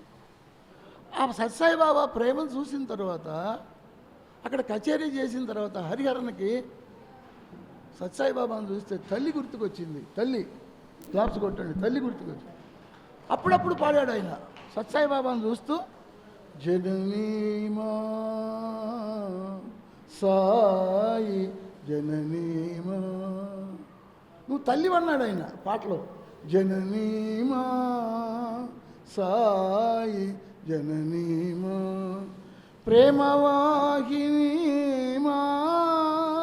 వాహిని అంటే నది, అంటే ఆయన యొక్క ప్రేమ నదిలాగా పారుతుందంటాడు. ప్రేమవాహినీమా ధ్యానవాహిని మా, ధ్యానం కూడా వాహినిలాగా పారుతుంది ఇక్కడ. ధర్మవాహిని మా జ్ఞానవాహిని మా ప్రశాంతి వాహిని చిరసుఖదాయిని జయ జయ సాయి మా జననీ మా సాయి జననీ మా. Okay, thank you. అలాగే మరి ధ్యాన యజ్ఞానికి సంబంధించిన డొనేషన్ బుక్స్ ఉన్నాయి. కావాల్సిన వాళ్ళు మీ పేరు అది నోట్ చేసుకొని తీసుకోండి. మీ బంధువుల్ని, మిత్రుల్ని అందరినీ కూడా ఆ కార్యక్రమంలో భాగస్వాములు చేయండి. ఈరోజు ఈ కార్యక్రమాన్ని ఇంతటితో ముగిద్దాం. ఒక 2 నిమిషాలు ధ్యానం చేసి 2 minutes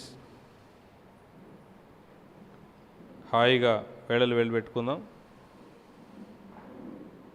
ప్రశాంతంగా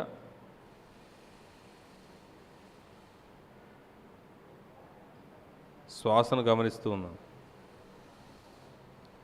శ్వాస మీద ధ్యాస. ప్రశాంతంగా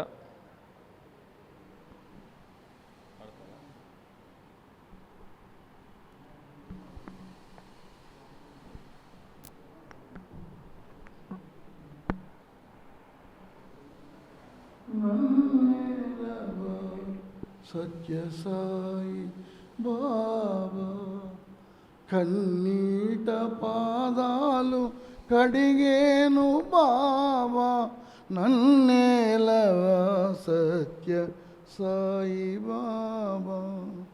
ఏ చోట కన్నా నీ రూపమే, ఏ నోట విన్నా నీ నామమే.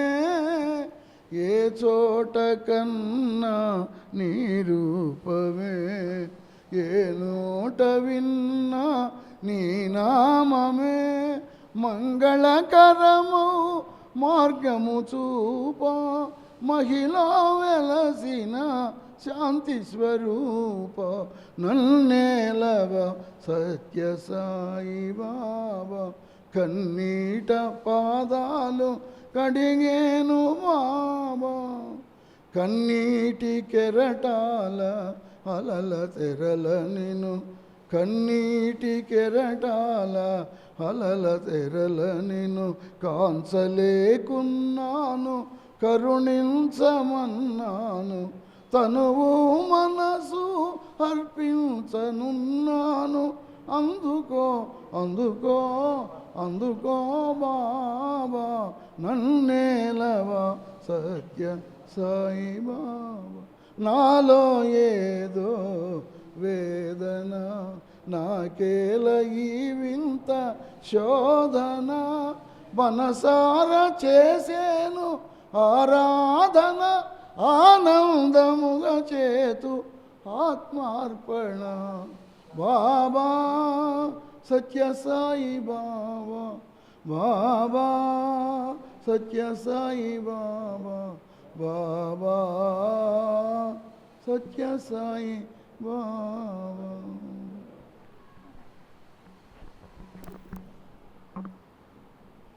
ఓకే, నెమ్మదిగా రెండు చేతులు కళ్ళ మీద పెట్టుకుందాం. 5 సెకండ్స్. 5 4 3 2 1 0. నెమ్మదిగా చేతులు తీసి నెమ్మదిగా కళ్ళు తెరుద్దాం. గట్టిగా క్లాప్స్ కొడదాం. Thank you.